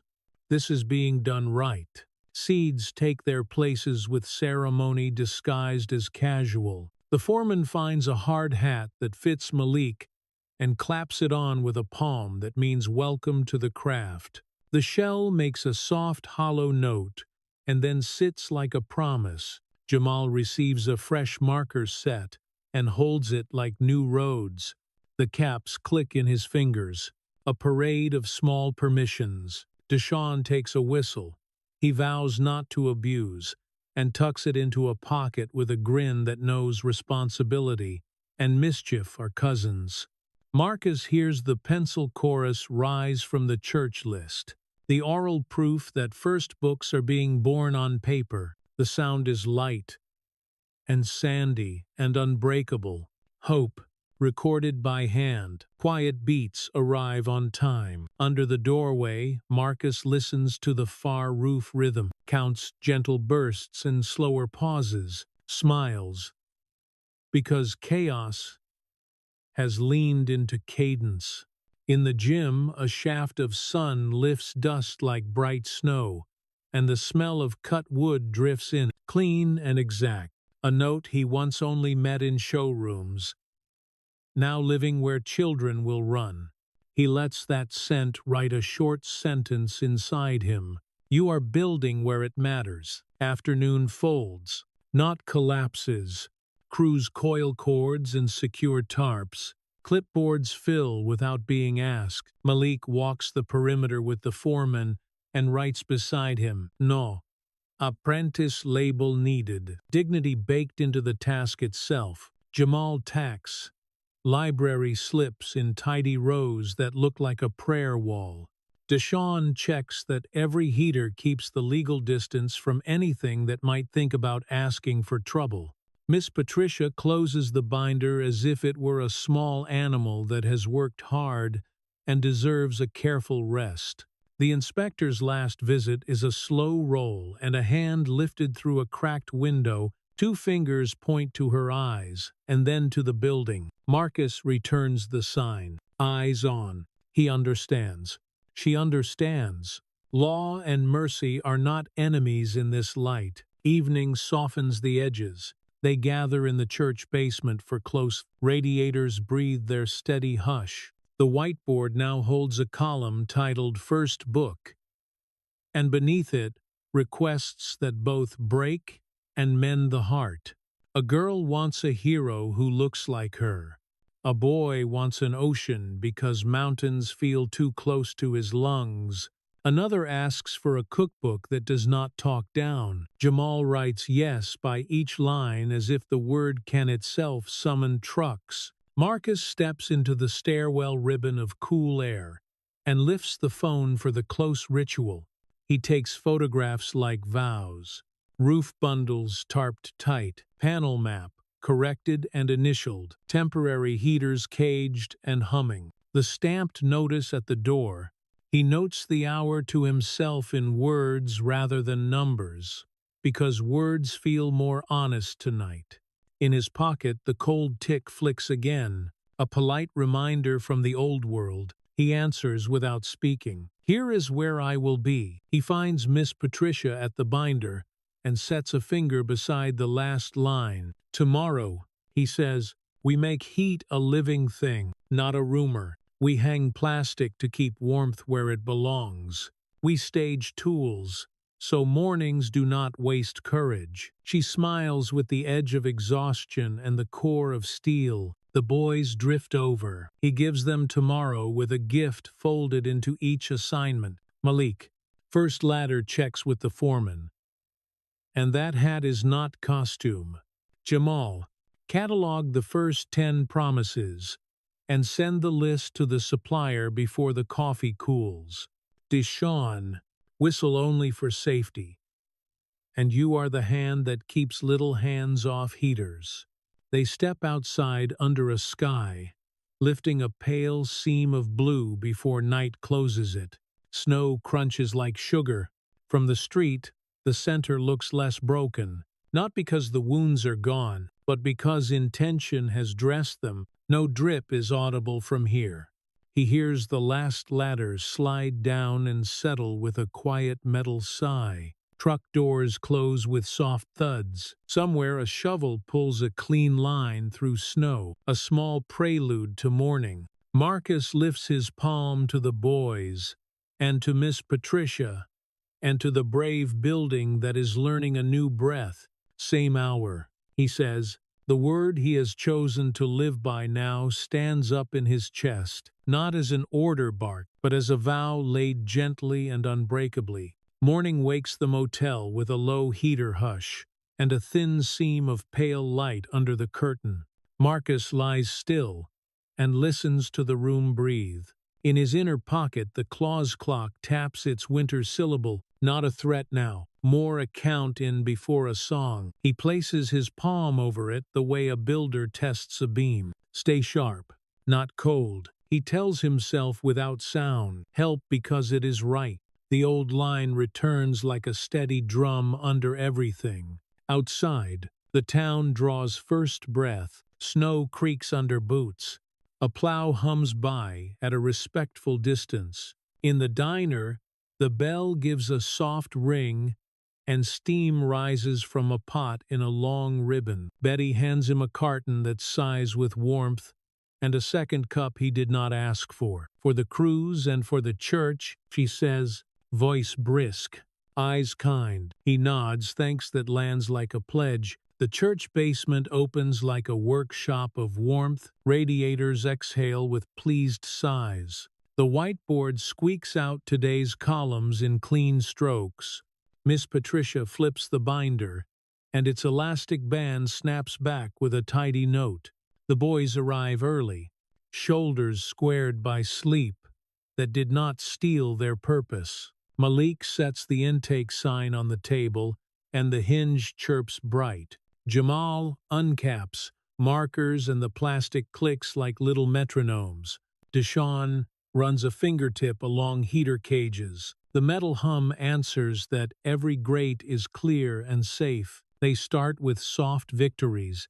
A girl chooses red mittens from the bin and presses them to her cheeks before pulling them on. The knit makes a faint rasp against skin, a whispered yes. Two boys settle at a table. Pencils begin their small rain across paper, a sound Marcus has come to trust more than any boardroom applause.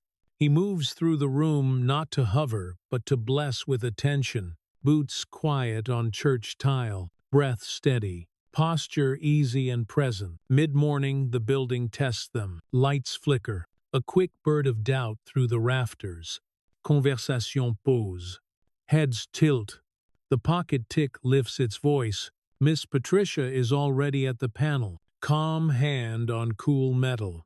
The electrician from the center crosses the street at a long stride the instant he reads the air. He listens to the breakers with two fingers, breathes once, and sets a lever home with a click that lands like a simple prayer said right.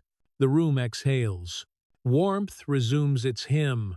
Marcus meets his eyes. Thank you. The man shrugs as if to say this is what a town is for. A van noses into the lot, tires thudding softly over packed snow. Laptops. The driver calls in, a voice made of road and goodwill.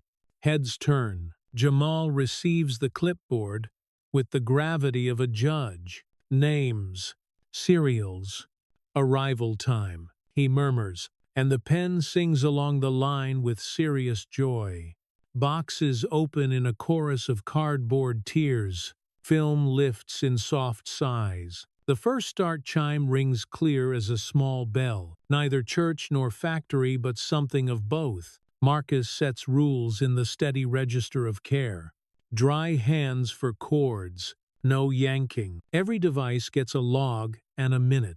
The boys echo him. Not parrots, but partners. Safety sounds like an invitation, not a fence. Between deliveries, he steps into the stairwell, where the air keeps its clean bite.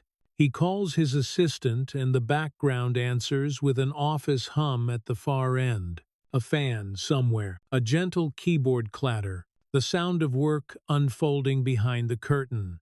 Draft the foundation documents now, he says, tone precise and warm. Name it for the man who taught these boys how to be rich without cash. Reserve domaine.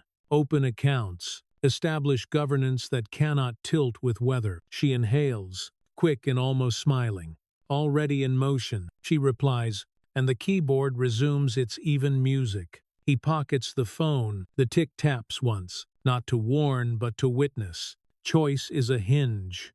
He thinks, the last look is no longer an escape hatch. It is the right to stand and fight clean. He calls a supplier next, voice turning to the cadence that once moved markets and now moves coats. Child sizes in real colors, not odd lots. Boots that meet ice like grown men. Gloves that do not fail at the second hour. He listens, says yes only once, but all the way down to the floor of his chest, and closes with a promise to pay on delivery and feed the driver hot coffee. Professional sounds hold the line around him, the faint rush of the church furnace, the scribe of a marker on the board as Miss Patricia adds a column called First Needs, the measured clap of a folder shut when an order is confirmed. Warmth gathers at the edges. A mother arrives, with 2 bags of winter things, and the soft tumble of wool on wood becomes a kind of anthem. She says thank you too many times, and Miss Patricia answers never too many with a smile that resets the room. Malik kneels to fix a zipper. The teeth meet with a small relieved bite. Deshaun ties a scarf with a flourish, and the knot answers with a snug little thud. Jamal copies requests in neat lines as if writing out spells. A story about a girl who builds, a book with oceans that do not stop at mountains, a cookbook that speaks to a cook like a peer. Outside, the storm remembers itself and leans against windows with blunt hands. Inside, the basement holds its weather. Radiators breathe. Laptops murmur. Pencils whisper. The occasional kettle sings a patient thread. Marcus pauses by the kettle and lets the steam soften the winter in his throat. He thinks of Modena and a velvet room where people will clap for numbers and for names. He thinks of a mechanic with cancer who left a son a perfect kind of wealth and a sentence that refuses to fade. Help because it is right. He feels the claws clock against his ribs and understands it fully at last. It is not a door to run through. It is the right to choose the field where you plant your breath. Running would look like guilt. Staying is the statement this town deserves. The house across the street remembers truth. He will help it say that truth out loud. Afternoon delivers a human knot instead of a structural one. A teen sits with shoulders braced, jaw tight, eyes hard on a scholarship form that steals courage by layout alone. Marcus sits beside him, palms flat, voice low. A translates questions into breath, turns them into sentences on scrap before fingers touch the form. Chalk line before cut. The boy's shoulders drop a measure, then another. Keys begin a slow, confident clack. When they finish, the boy says thanks in a voice that can lift weight again. Marcus answers good work like a foreman who has seen the beam seat perfectly on the post. The roof crew foreman appears in the stairwell doorway without disturbing the warm air. We can button what we opened before dark pushes us. He calls, Marcus nods, and the nod travels across the street like a useful rumor. He gathers the boys and Miss Patricia at the binder. Logs reviewed, photos uploaded, temporary heaters checked for distance and attitude. He adds a new line in clean ink. Fire drill tomorrow. We practice success the way we once practiced fear. Miss Patricia said, tapping the page with the certainty of a conductor. Before close, the town arrives the way warmth does, from many sources that do not compete. The pastor carries a thermos that opens with a pleasant squeak and pours soup that smells like memory and onions.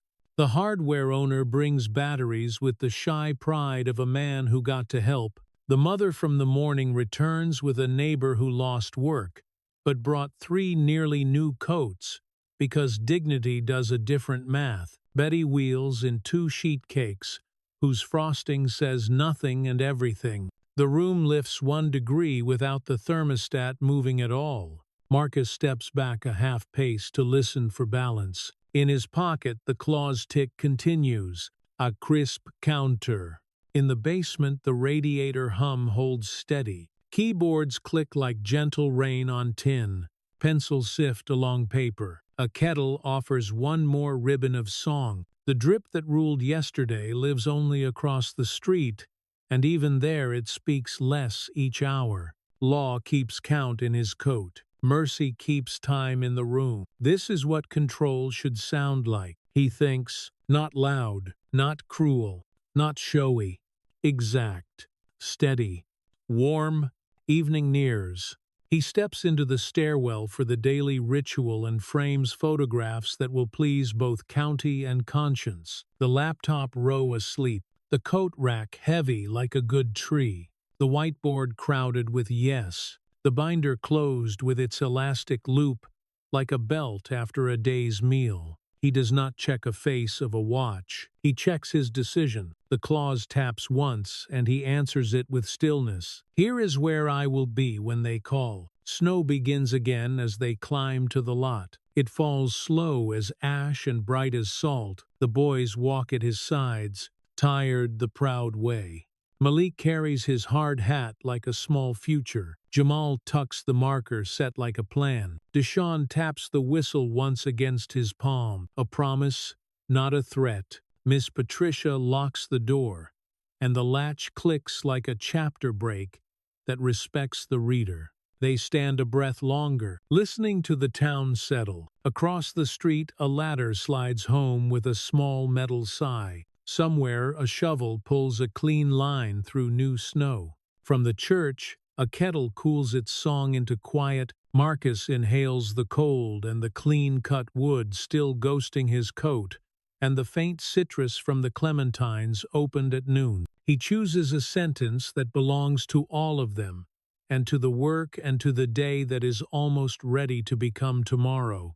Same hour, he says. The word that carried them stands up again inside him, light in the hand and iron in the spine. Morning opens like a slow breath over the town. Frost rims the curb. The sky, a pale ribbon pulled tight. The cold, careful, and clean. Marcus stands across the street and lets the building announce itself. It does not creak. It does not flinch. It holds its shape, the way a promise finally kept holds a spine. Fresh shingles keep their quiet. New windows cradle the low winter light without a rattle. Over the doors, a canvas sheath stirs, a modest tide against letters that have been waiting. Boots find rhythm on packed snow. The roof crew lowers a tailgate, and the chain sings once bright and brief. The electrician taps a breaker with the soft authority of a man who knows the names of currents. Inside, radiators begin their warm chorus.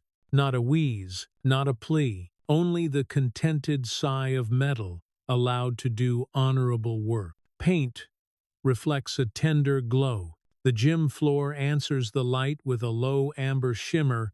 The kitchen breathes soap and steel and a little lemon like a small, clean bell. Miss Patricia arrives wrapped in a scarf the color of a brave apple, binder hugged to her chest. The key turns, and the lock answers with a tidy click. The domestic music of safety. The boys come up the walk together, voices clipped by cold and by pride.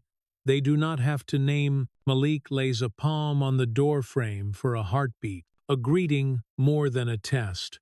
Jamal sets a cardboard box on a table, and the seam answers with a paper rasp that sounds like new beginnings. Deshaun jogs to the playground and laughs through his nose when the chains give a note that is all bright metal and no rust. On the lobby table, proof sets itself like place settings for a ceremony. Safety certificates in clear sleeves. Roof sign-off, with the date written out in full words. Electrical affidavits. Breakers labeled like a careful library. Delivery receipts with names and hours and serials the way a ledger likes to be loved. In a shallow tray lie small sealed drives in evidence envelopes, each stamped with a tidy square of time and place, chain of custody, written in a hand that refuses shortcuts. Marcus makes his circuit, exit signs glow true, not the tired pulse from before. Door closers hush shut in manners learned quickly. The kitchen hood answers its switch with a steady breath. Backboards are uncracked. Nets agree with a whisper when tugged. In the library, new shelves wear the dull satin of oil and care. Spines wait like a choir before the first chord. The town gathers the way water finds a basin. Cars bump to a stop along the block. Doors thud, boots scuff the steps, then soften on the new mats. Voice layer, low and bright and local. Parents murmur. Children fizz. The pastor clears his throat once. Not to take the room, only to let the room know it is seen. Betty shoulders in with coffee dispensers that hiss soft clouds, and cake under domes that fog with warmth. The lids lift, and the room hums like a stove coming right. Miss Patricia stands at the ribbon. The ribbon is not velvet. It is the woven kind a gym teacher trusts, practical and proud. She looks to faces first. A silent roll call done by heartbeat. The boys flank the table of receipts and drives, not as guards, as anchors. Marcus feels, against his ribs, the old claws clock tick. Its thin, private tick. Today, it does not threaten. It keeps time like a baton. He sets a sign in book beside a pen that makes a small throat-clearing sound when uncapped. Names arrive as if the town has been rehearsing them. A mother writes and does not tremble. A teacher dots a letter and the gesture blesses discipline. The pastor's loops carry the patience of fields under snow. The boys sign and their lines look like rails laid toward spring. Miss Patricia raises her hand. The voices fold. She does not give a speech. She points to the table. Proof, she says, and her voice carries a steady brightness. See for yourselves, people drift, fingertips sliding on plastic sleeves, heads dipping, the low sound of earned belief rounding the edges of the room. Someone says the word safe, not loudly, but with the pressure of a prayer becoming fact. Marcus takes the ribbon shears from their cloth pouch. He looks at the boys, then at Miss Patricia. Ready? He says. Malik's jaw sets the way a son steadies for the weight of his father's name. Jamal blinks once and steadies, hands on the table. Deshaun inhales like a swimmer and holds ready. Miss Patricia answers, and the room leans into its own quiet. He loosens the tie line. The canvas slides with a soft fabric hush, a gentle swipe that strokes the ears and then is gone. Silence stays. Light finds the bronze and warms it like a palm on a forehead. There is the brief collective intake, a thin, bright tide, as the town breathes in at once. A beat holds, dignified and whole. Then the release, a soft, communal exhale that sounds like winter, giving half an inch to the idea of home. The plaque keeps its stillness and does not need help. Letters stand up clean. Pinewood Youth Center, renovated through the generosity of a man who learned what wealth measures. In memory of James Davis, who taught us that kindness multiplies. Below the lines, a relief in metal shows a man at a car. 3 boys watching with attention that is not worship but inheritance. No one rushes applause. The sound that rises first is the tiny click of Joe Davis lifting his hat, and then the leather sigh of his gloves as he reaches out. He takes Marcus by the hand and holds, not pumping, not posing, a hold with time in it. The crowd tilts toward that grip, as if the shake itself might ring. Miss Patricia laughs and cries in the same breath, and does not apologize. The pastor's handkerchief finds glass and duty. Malik's breath stutters, then steadies under Marcus's palm at his shoulder. Jamal wipes at his eyes, and fails to hide it, and no one asks him to. Deshaun coughs once in the brave way boys do, when they have already decided to feel everything. The lobby resumes its pulse. The gym opens like a lung. Sneakers test the varnish, and the floor answers with friendly squeaks. Small shoes finding traction where there used to be caution. A ball arcs and brushes net. The soft swish, a new anthem, the opposite of the old drip. The library door eases on hinges that were told their purpose. Spines whisper as small hands test them. A little girl reads a first line out loud to no one and to all. The radiator behind her gives a pleased sigh, the sound of a room that has nothing to hide. Marcus walks the perimeter again, not to supervise, but to hear. The whiteboard in the study corner receives chalk with a plush little shoosh. Keys murmur in the computer lab. Not frantic, not bored, only busy. From the kitchen comes the tender percussion of ladle and pot, a metal kiss that promises bowls. Plates land with a domestic thud that says, "Stay." The county safety officer arrives late, snow salt around her boots, clipboard carried without aggression. She does not claim center, she waits her moment, then moves along exits and panels with the quiet focus of someone who solves days for a living. A push bar answers with a clean run, and a door opens without complaint. Labels, match maps.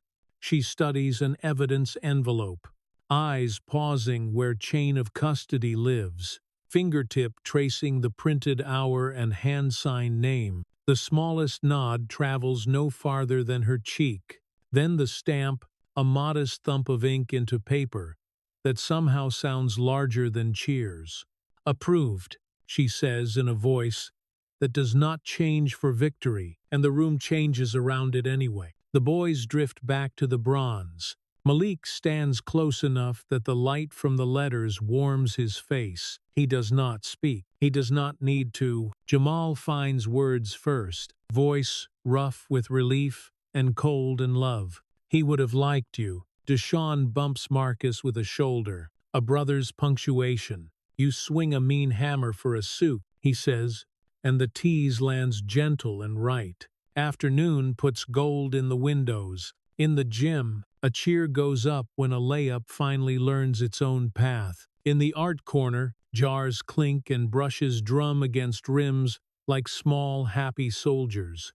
In the library, a page turns with the intimate hush of snow sliding off a branch. The kitchen breath travels down the hall, savory and sure. When bowls arrive, the first spoon strikes porcelain, and the sound is humble and beautiful and final in its way. People are fed, the building is fed, the day is fed.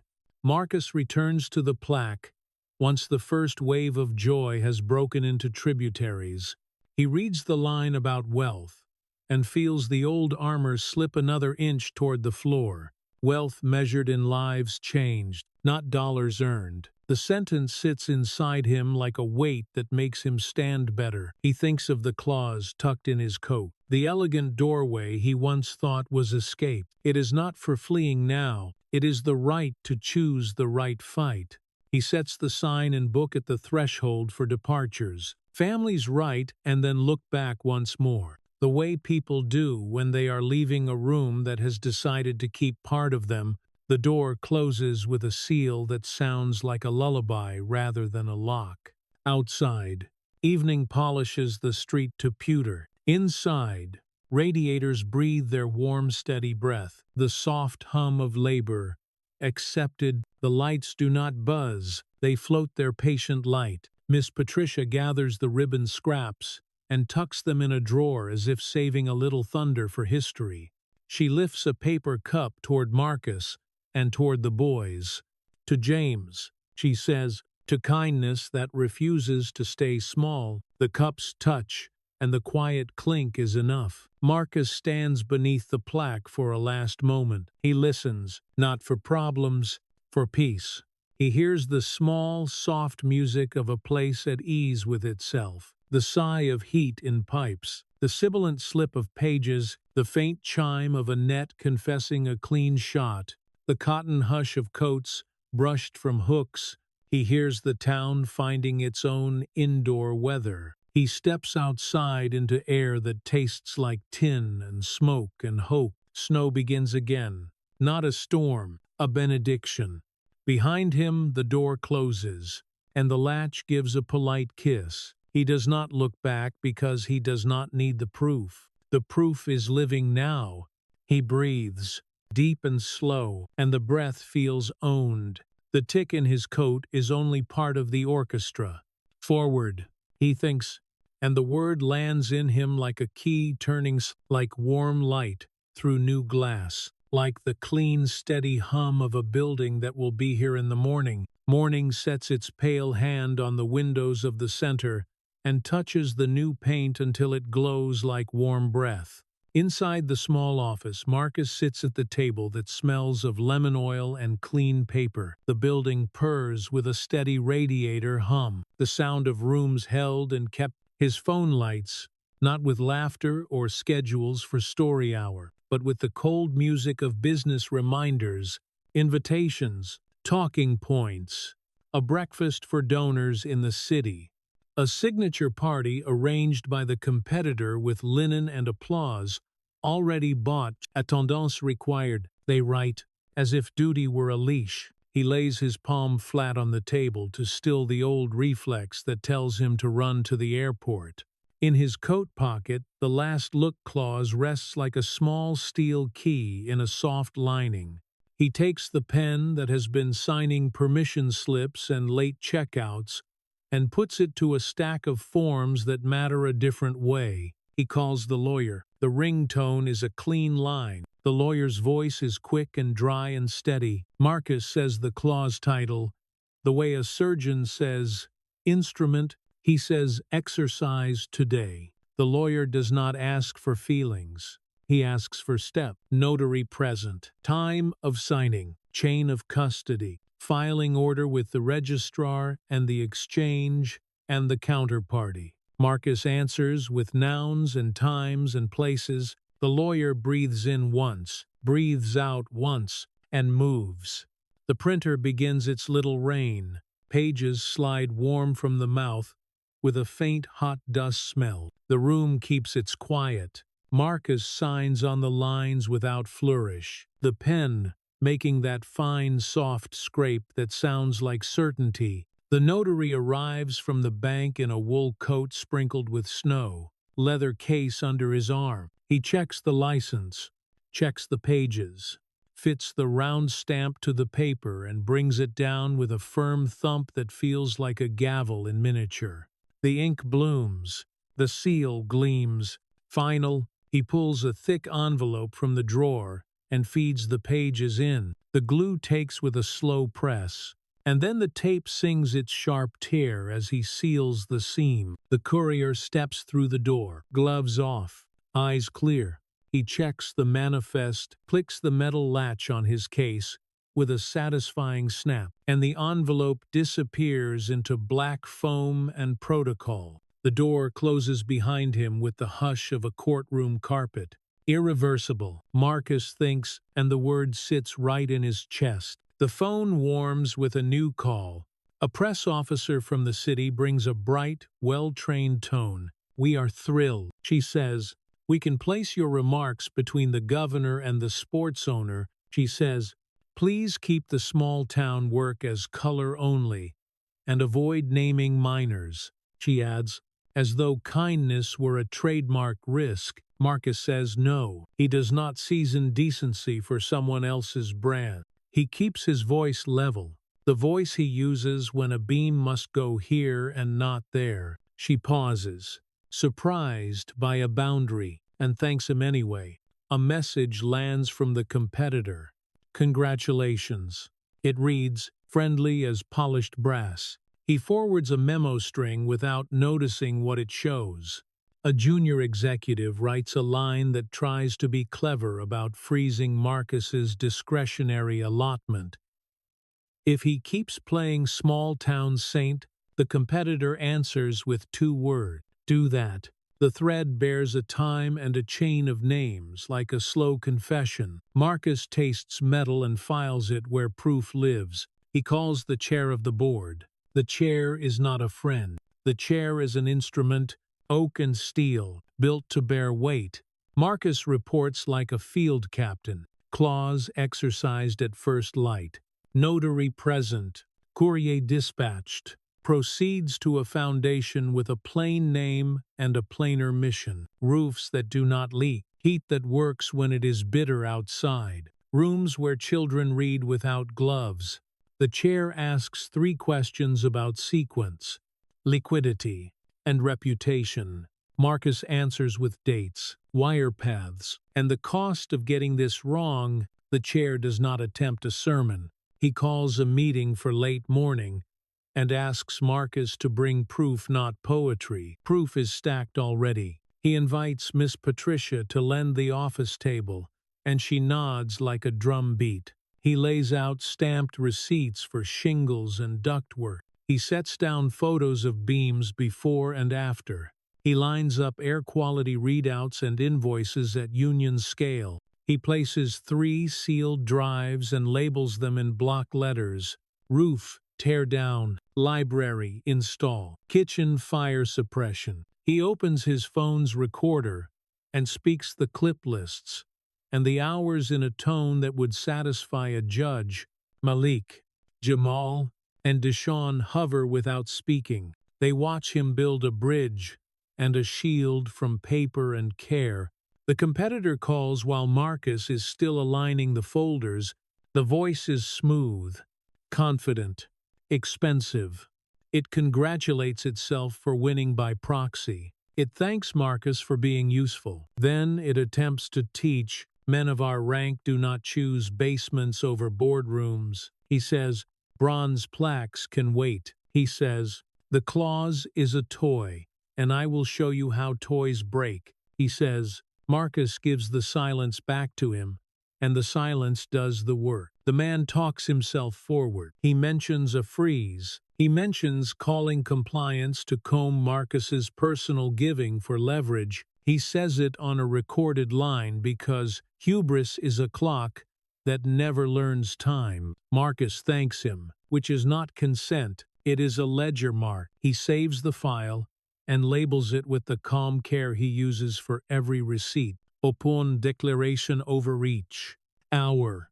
Channel. Snow begins again outside, the kind that falls like torn paper. Marcus takes the folder to his truck and drives to the high turn where the signal stays honest. He opens the laptop, and the board assembles in a grid of faces, every square a season of the old life. He does not sell them on virtue. He shows them work. He shows stamps and seals. He plays the opponent's own voice, speaking the quiet part aloud. He shows the library alive. Children in sleeves, too big turning new pages that do not shed. The air inside the meeting changes temperature. One director who once said empathy rarely moves, Marcus clears his throat as if cutting close to his lip. Another, who buys his name in stadium steel, says unacceptable in a tone that knows how to bill by the second. The chair asks the only question that should be asked. Can we defend this as fiduciary? Marcus answers with math, timelines, risk drag, and the deep cost of being seen sneering at mercy. He says the clause is not escape, it is direction. The vote is not perfect. It is enough. Somewhere on the other end, a gavel finds wood with a crisp little crack like ice, letting go of shore. Resolved. The chair says that the disposition proceeds, and that communications will reflect the moral clarity of the program. Marcus thanks the room, closes the lid, and lets the truck sit in quiet, so the moment can choose its size. without help. The competitor calls again, breath hitching behind polish. He threatens with lists and blacklist and lifetime, words that sound large until they meet a room heated by children and soup. In the middle of the speech, he sends an email, meaning to whisper to his circle while he talks. The phone chimes. Marcus glances. The subject reads, "Freeze his discretionary allotment." The body repeats, "Do that." Autocomplete has added a reporter's address because hubris and speed are cousins. On the other end, the competitor hears his own trap spring, and his voice goes thin around the edges. "Wait," he says, "this tone will read wrong." He says, "I will handle." He says, Marcus lets the silence hold the mirror. Some men drown in their own echo without help. He drives back down the ridge. The town wears early dusk like a wool cap. The center throws warm squares of light onto snow. Inside, the gym gives its sweet net whisper, and the floor squeak that sounds like joy with laces. In the library, a boy shapes a new word slowly with his mouth, and then makes it across to meaning like a little bridge. In the kitchen, bowls touch hands and steam climbs. Miss Patricia files another receipt into a folder that is beginning to look like a quilt of steady days. A note arrives from a business reporter who sometimes remembers that numbers hold people off the record for now. She writes, "We have the filing and the audio and the forwarded memo. Anything else you want said before we print?" Marcus looks at the plaque, at the name that deserved bronze before his name ever deserved ink. He types one sentence. "We will measure wealth not by signatures stacked in folders, but by heat that work, roofs that hold, and rooms where children laugh like birds taking off." He pockets the phone. He walks the hall like a farmer walking his fence before night. Doors meet frames with that gentle stamped kiss that says kept. The heat holds its low note. He stands at the plaque and listens to the quiet around it. Not empty, full. In his pocket, the claws no longer feels like a blade. It has joined the ring of keys that open useful doors. Outside, the snow gives it sifted applause. He lifts his face and tastes iron and pine and clean air that has crossed long fields. Somewhere, the competitor is already trying to stop the spill of his own message. Overreach does not need an enemy. It eats itself. Marcus locks the glass door with a calm wrist and feels the warmth press back through his palm. He walks to the truck. The handle is cold and honest. The engine answers and sends slow heat into the cab. A plow murmurs past, setting morning in place. He drives with a small private smile. The work ahead feels like good weight. The board will hold. The paper will print. The boys will be early. The net will confess cleanly. And the claws will do what he made it do. It will hold a door open while the right people walk through, carrying books and soup and names worth remembering. Morning comes without drama. The snow that made roofs groan has turned to a patient glaze along the edges of the parking lot, and the sky holds that pale wool light that makes breath look like smoke from a small engine. Marcus steps from the truck and hears the gentle world of a place that works. The radiator inside is already murmuring its even note. A door closer gives a soft hiss and a click. Far off, the school bell releases a flock of voices that will drift toward the center after class. Nothing rushes him. The day opens like a carefully sanded drawer. He lets himself in, and the warm air folds around him with the clean smell of paper and new paint. The lobby is quiet. Sun finds the bronze plaque and lays a rectangle of honey on the letters. Marcus touches the lower edge of the metal with just his fingertips and feels the chill hidden under the warm shine. He thinks of the man whose name startled the town into stillness the day they unveiled it. He thinks of the boys who carry that man forward without saying they do. On the desk, sits a thin envelope in a color that, pretending to be official, his name is handwritten in a calm script. Inside, he finds a short note from the board chair, the kind that says enough with no muscle flexed. The disposition is complete. It reads, "The Foundation endowment stands as filed. Communications have been issued according to the program you set. The remainder is administrative tied." The last paragraph is a single sentence that he reads twice without moving his face. "Do the work and bring us proof when it belongs to more than us." He sets the note beneath a paperweight shaped like a small house and smiles at the plainness of it. The kitchen is already alive in the soft ways he loves. A stock pot exhales onion and carrot and patient chicken. A ladle taps the rim of a pot in a rhythm that could be a heartbeat. Miss Patricia moves like purpose written into a person, sleeve pushed up, hair tied back, voice low and certain as she checks the day's list. When she sees him, her shoulders drop the inch that used to be carried like armor. She does not ask about markets or men in suits or what headlines arrived. She says your trucks brought coats and the sizes are tagged and the boots do not leak. He nods and says that is the story he hoped for. They walk the hall together in that companionable quiet that comes only when a fight has been fought without theatrics and won without gloating. The gym answers with the sweet note of a net giving way cleanly. The new floor answers with a bright little squeak under rubber soles.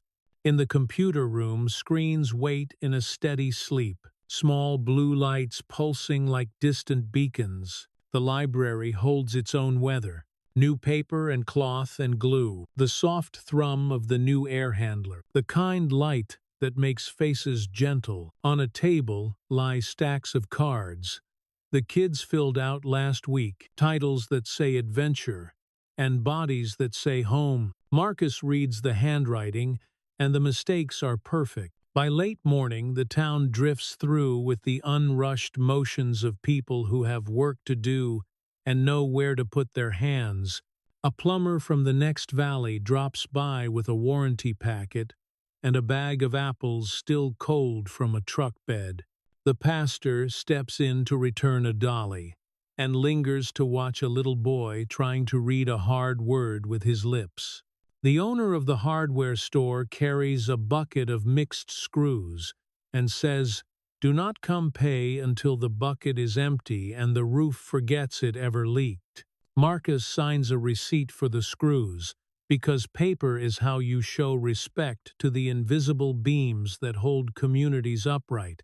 Rosa arrives near midday, cheeks bright from the air, apron rolled in her bag. She sits with Miss Patricia at the table and reviews a sketch of the after-school meal schedule, pencil tapping at the places where ovens and people need to be at the same time. Marcus asks her what she will call the menu board, and she laughs into the room's warmth. "Call it the promise," she says. He writes that down because the good names should last longer than this season. The boys come after school, as if summoned by the hour instead of a bell. Malik with his cautious shoulders and his watchful humor. Jamal with glasses that sit straight now, and a backpack that rattles with some small machine he is building. Deshaun with a grin that shows the world what joy looks like when it is not apologizing. They move through the spaces without noise that matters,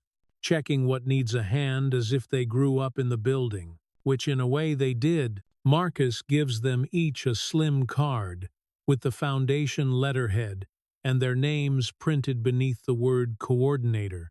He says keep them only if you intend to fill the word until the card turns soft at the edges. They are quiet for one breath and then two. Malik turns the card in his fingers like it might be glass or a seed. He says, "We will not waste the ink." Jamal asks if the library may keep a list of broken things fixed. Not to brag, but to remember what people can do with patience. Deshaun points toward the field beyond the back fence and says he could draw a plan for a court painted with lines that mean this town can host a tournament and keep money here. Near the end of the afternoon, a teacher arrives with a stack of drawings. Each page carries a child's version of the building and the playground and the kitchen and the people who make them work. Some have roofs floating above walls like hats. Some have hands the size of faces. Some have snow drawn as confetti falling. Because yes, it is celebration. In one, a man in a suit holds a wrench that is much too big, and three kids on bicycles point not to him, but to the tire itself, which shines. Marcus puts that one up in the hall, and whispers, "Do not let me forget the point." At the diner that night, the town fills the booths without fanfare. There is no ribbon to cut, and no photographer with a directive to be seen smiling. Betty sets down plates with a flourish that is all wrist and years. On the counter near the register, a folded paper leans against the tip jar. The headline does not shout. It states, with that particular firmness print has when it clears its throat once and then tells you, a board rebukes a man who confused power with appetite. A clause holds because promise held it. A fund moves where lives can feel it. Someone at the counter shakes his head with the slow satisfaction of watching a nail finally take hold after so many tries. No one toasts. They chew and talk, and the sound is everything that matters about a town that has decided to keep itself. Marcus walks back to the center, under a sky that looks like a quilt sewn from quiet stars. The cold tonight is clean and polite. It steps back from his face when he breathes. In the parking lot, he stops to listen to the kind of silence that contains a future. Snow squeaks under his boots. The building hums a low contentment. Somewhere, a small hand hits a light switch, and the relay gives a tiny click like a secret agreement. He lets himself in again, not because anything needs him this minute, but because leaving would feel like interrupting a sentence before it finds its last word. The rooms are soft with the particular piece of a place that has been used well, and then tidied by hands that were not looking to be thanked. In the library, a single lamp still glows above a table where a list waits with lines left on purpose. The last title written there is the one he had promised months ago in a church basement. He touches the card and thinks of the boy who asked for it with the careful bravery that children use when they want something real. His phone rests on the desk where the day began. It holds a few unattended messages from a world he did not abandon so much as set down, a note from the lawyer that sounds like a final clasp closing, a request from a reporter for one more quote that would make the story neater than truth, a string of congratulations from people who spell the word philanthropy with teeth. He answers none of them. He writes instead to Miss Patricia with a subject that says, "Tomorrow, bring the list of after-school coats. Bring the names that will need boots when the river goes to ice again. Bring the first 3 towns you think we should drive to when the thaw starts." He hits send, and the small sound that follows is a bird tapping the window from inside. He walks once more to the plaque. The hall is warmer here, or maybe it feels that way because the metal throws back a little of whatever stands in front of it. He reads the words aloud under his breath, not to practice, to witness. The bronze does what bronze does. It carries the weight of names without bending, and it learns the fingerprints that keep coming back. He leaves one more mark and steps away. Outside, the wind lifts. It is not the old howling that stripped meaning from breath. It is something like a deep building taking a long, easy exhale. Marcus locks the door and listens for the small answer that follows when latch meets strike plate. That sound used to mean end. Tonight it means kept. He turns, and the parking lot holds a hush that feels generous. The truck door shuts with a solid thud. The engine finds its low idle. He sits for a moment with both hands on the wheel, and lets his chest match the rhythm. He thinks of the winter morning on the side of the road when a car that costs more than many houses sat helpless on its haunch, and three boys rode out of the white to fix what money could not buy until hands arrived. He thinks of the sentence the boy said that morning, and how it sounded like a door opening in a wall he had not known was there. Help because it is right. He does not repeat it. He wears it. He drives out slow, and the tires leave neat prints that the night will soften but not erase. In the rear window, the center sits square and sure, and a square of light shows the library table with its little lamp and the list that continues. He does not check the mirrors for the city. He does not calculate yield. He does not listen for footsteps behind him. He lets the heater lay a line of warm across his knuckles, and he goes where the road touches the small town, and the small town touches back. In this quiet, justice does not thunder. It breathes. It holds. It stays. He takes the next turn and the next, and the snow begins again, gentle as ash, blessing the roof he helped raise. Warm rooms speak louder than wealth. At its heart, this story is a quiet reminder that justice doesn't always roar. Sometimes it breathes through small, steady acts of courage. Marcus's journey isn't about grand speeches or public victories. It's about the moment a man decides to live by the truth he's been running from. He learns that integrity isn't something you declare, it's something you build, nail by nail, word by word, receipt by receipt, until the proof stands on its own. The story teaches us that silence in the face of injustice protects the wrong side, that dignity is the one form of wealth no one can confiscate, and that kindness, when anchored in discipline, is a force as lawful as gravity. It also reminds us that sometimes the most radical act of rebellion is choosing to stay kind in a system that rewards indifference. Breaking away from toxic hierarchies or long-held prejudices doesn't always happen in a courtroom or a boardroom. It starts inside. When we stop mistaking fear for loyalty and comfort for peace, like the saying goes, true gold doesn't fear the fire. Every time we stand up, speak out, or repair something broken, even a roof, a rule, or a heart, we become part of the quiet architecture of fairness that keeps the world from collapsing. If this story touched you, I'd love to hear what part resonated most. Leave a comment. Share your own story of standing up for what's right. And don't forget to like and subscribe for more cinematic tales that blend tension, truth, and humanity. Until next time, may your days be steady, your nights restful, and your spirit brave enough to stay gentle in a world that sometimes forgets how